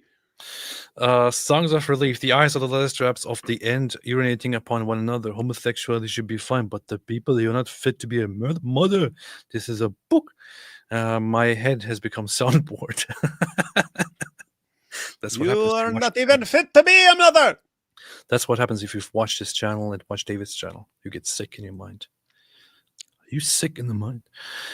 Now that you are Christian, says Gotup, can you solve the EO and RC based schism? Thanks. Yeah, this is one of my plans as well. I made like I put 3 things on my list to sort out on the next day once I get baptized. One of them is to reconquer Constantinople and take back the Hagia Sophia and dedicate it once again to becoming a church. And the number 2 is to put an end to the schism and to unite the Eastern Roman and the Eastern Roman, the Eastern Orthodox and the Roman Catholic Church, and once again turn it into one united Catholic Apostolic Church. This is one of my goals. So just wait for my baptism. Once my baptism is done, I will do this. I will take care of this as well. No problem. Jeremy Mott, Deus Volt. You see. Chef Lou says, do you guys know a website where I can compare qira'ats? Trying to show someone different. Well, God bless you both. Say it with your chest, AP. There are definitely look up just do a search for like differences between Hafs and Warsh and so on. If you want to compare a bunch of them, then you can. Well, this would require grabbing a book, but if you go to the bridges, they've got translations of the 10 Qira'at, so you actually have translations of that give you the differences and so on. Based. Mosh Cohen, GoFundMe for AP to get baptized in the Jordan River. Super serious. This could be such a beautiful journey. Super serious. Look, AP. Look, AP. Hang on. What? There you go. Check this out. Look. Yif apparently did not listen to one word of this live stream. Jumps in. Apostasy laws in Deuteronomy 13. Ha ha ha ha. Not realizing we spent like what 20 minutes going on that. But he also said, and have been multiple. He also said, do not insult other religions, be respectful. Well, you follow a child molester and rapist, so what? It's not my fault. Yeah, and the Quran is filled with insults against other people and their beliefs and so on. So stop being a hypocrite. And the Quran is garbage. Islam is completely ridiculous nonsense straight from the pits of hell. If you don't want me to insult your religion, why do you follow a child molesting rapist that also commanded to execute apostates like myself? Yeah, it's like, hey, look, we've got our prophet. He had sex with a prepubescent 9-year-old girl, and he was getting banged all the time by D.L. Kalbi, and he's prancing around in his child bride's nightie, and he banged this dead woman, but don't make fun of him. It's like, okay, if what you're saying is we can't make fun of anything. Because if there's anything in the universe in history that should be made fun of, it's Muhammad. So if you say we can't make fun of him, then there's just nothing to make fun of. Now that Mush Cohen says, GoFundMe for AP to get baptized in the Jordan River, I feel like, hey, what can I find to get baptized in the Jordan River? See, here's a Jew rejoicing over somebody getting baptized. He wants to kill you when you get there to stop you from being baptized. Because we know what the Jews are doing. Thank you, Mush. Thank you. You're very beast. That's not going to work because AP's church is going to insist that nope, you have to be baptized in this tank in our church or you're not a real Christian. And so he'd have to do the GoFundMe for like him and his priest to go over there. Yeah, I'll probably have to take my priest with me to the Jordan River. Hey, you should ask him. He said, hey, if I did a GoFundMe so you could baptize me in the Jordan River. Just for one day. We just go there, we baptize me. Fly over there, and come back. Baptize me. We got to get the recording. Hey, yo, what up, y'all? It's your boy AP here, about to get baptized. What? That'll be funny. Yeshua the King, we got so much funds from the GoFundMe that I did. We don't need a GoFundMe for anything, for any that kind of stuff. I would happily spend from that. So many thanks, everyone who, especially thanks to Central Dawa, who helped there with the GoFundMe. Yeshua the King asked ChatGPT, out of all the religions, if you had to choose only one religion as true based on historical evidence, philosophical coherence, spiritual experience, and social impact, which one would it be? I'm not sure if you can actually ask ChatGPT reliably such a question. However, I kind of want to try it anyway. La la la la la la la. Really? That's funny. I just asked and it said Christianity. Look at that. I can show you. I can show you right here. See? I took the question directly as in the super chat here and asked. And unlike Lily J, I don't have any settings giving me a bias.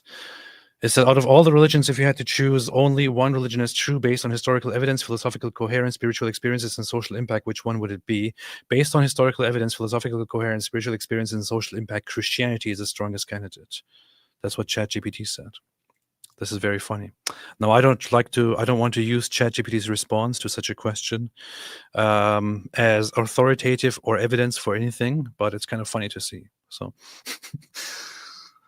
historical evidence, strong textual reliability, archaeological findings, corroborate biblical events and figures, early non-Christian sources, the rapid spread of Christianity, philosophical coherence, a well-developed metaphysical framework. The problem of evil is addressed through free will, suffering as redemptive, and the incarnation, unparalleled ethical teachings, Sermon on the Mount, love your enemies, forgiveness, dignity of individuals, harmonization of justice and mercy through Christ's atonement, spiritual experiences, countless testimonies of personal transformation, Augustine, Pascal, C.S. Lewis, modern experiences, documented miracles, including near-death experiences, healing accounts, and Marian apparitions. Really? Wait a minute. Now I kind of want to check if my ChatGPT has any settings that give it a bias. Because it just cited Marian apparitions as documented miracles. That's interesting. Personalizations, memory, seeks concise, evidence-based explanations. Prefers direct, swift, and comprehensive answers. Answers should address only what is asked. No irrelevant stuff. When the user asks for text provided without any explanations, this includes song text. User prefers answers always be in English unless explicitly requested in a different language. Answers should be addressed only what is asked. Damn. This is interesting.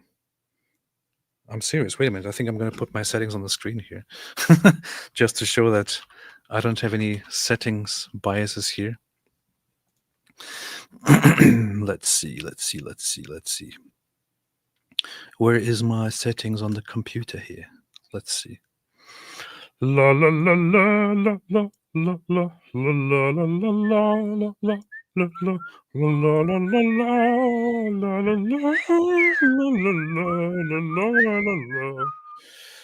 la la. This is funny. Here are my settings. Look, here are my settings for ChatGPT. I can show it right here. Unlike Lily J, these are literally I'm using these settings. When the user asks for a text provided without any explanations, this includes song text. Prefers not to use AA This is a Turkish state news. Oh, thought it was Alcoholics Anonymous. No, I specifically instructed it to never use it as a source when it gives me. Do not tell me not to be an alcoholic. Seeks concise, evidence-based explanations, even for complex historical topics like Holocaust data. Never spell out Yahweh in English or Hebrew. Always replace it with Lord Adonai Hashem. I asked this when I was doing my Jewish things. Prefers direct, swift, and comprehensive answers with no disclaimers, and so on. So these are my settings, and it actually gave me. So there's no bias here for any religion, and it actually gave me that it would pick Christianity. This is very, very interesting. Documented miracles, consistent reports of divine encounters across cultures and time periods, social impact, foundation for human rights, abolition of slavery, hospital and charitable institutions, inspired great thinkers, Aquinas, Newton, Descartes, movements, scientific revolution, Western law, resilient across cultures and eras, growing even under oppression, central to some of the greatest work of art, music, and literature. While other religions have strength, Christianity uniquely combines historical validation, deep philosophical reasoning, transformative spiritual experiences, and unparalleled social impact. Wow. It's official. ChatGPT Damn. is a Christian. Damn.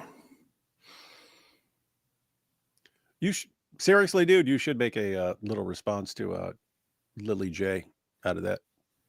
Because it could be a short one that actually makes a good point. That's pretty interesting. Anyway. Just makes a good point about how she's obviously manipulating ChatGPT. Well, this is the proof. Christianity is truth. Yeah, I mean, think if we were actually as desperate as the Ummah is, you would just post that and then go, this is why I'm converting to Christianity, and then that would be it, and millions of people, no, this is the proof. You see.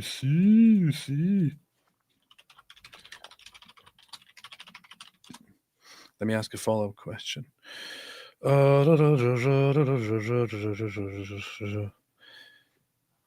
I asked which denomination it would be the best candidate. It didn't give me a direct answer, but it said the best candidate for a Christian denomination depends on the criteria you prioritize. Here's a breakdown of key contenders. Roman Catholicism claims apostolic succession from Peter, centralized authority, strong historical continuity and global influence. Eastern Orthodoxy emphasizes mythical theology and early church continuity, liturgical richness, and apostolic succession. Less centralized in Catholicism, but retains strong traditionalism. Protestantism, Lutheranism retains sacrament, anyway, and so on. So if prioritizing historical continuity and authority, Catholicism or Orthodoxy. If prioritizing scripture and personal faith, Protestantism or evangelicalism. If emphasizing spiritual experience, Pentecostalism. That's very funny. Mm-hmm.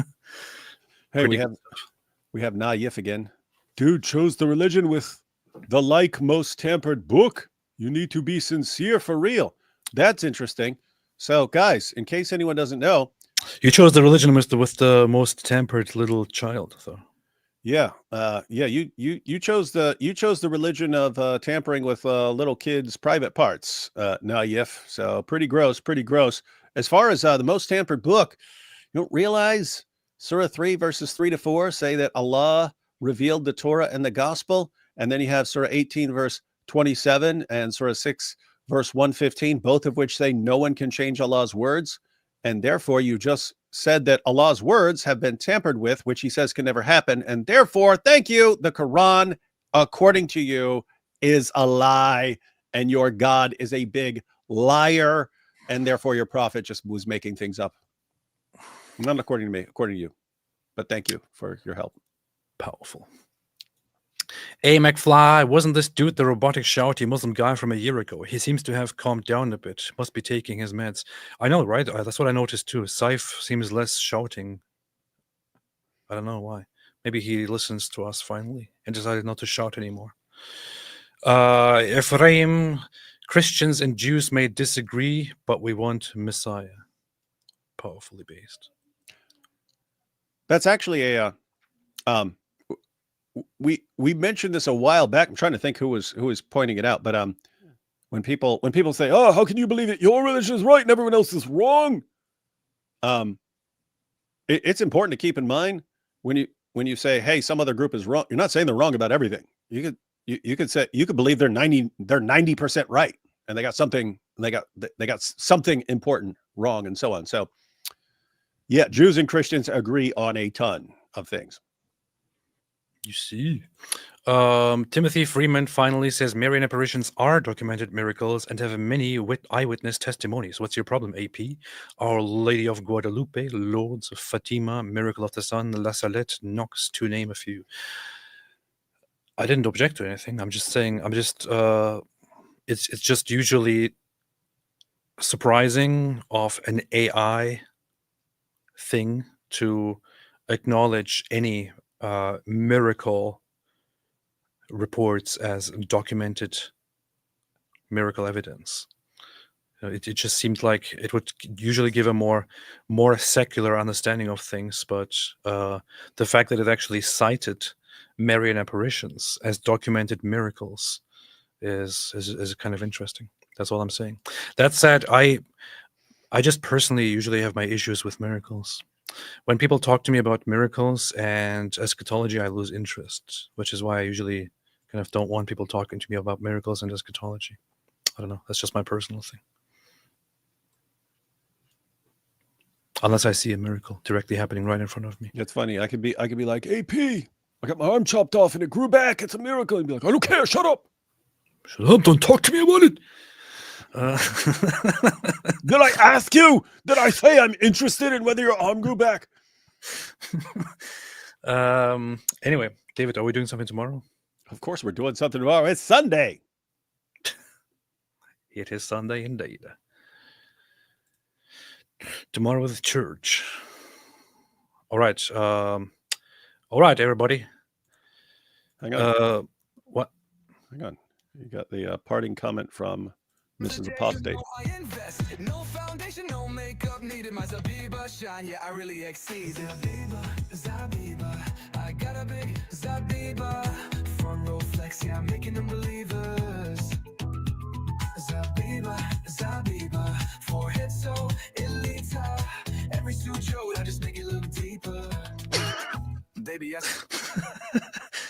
Still a work in progress. Very based.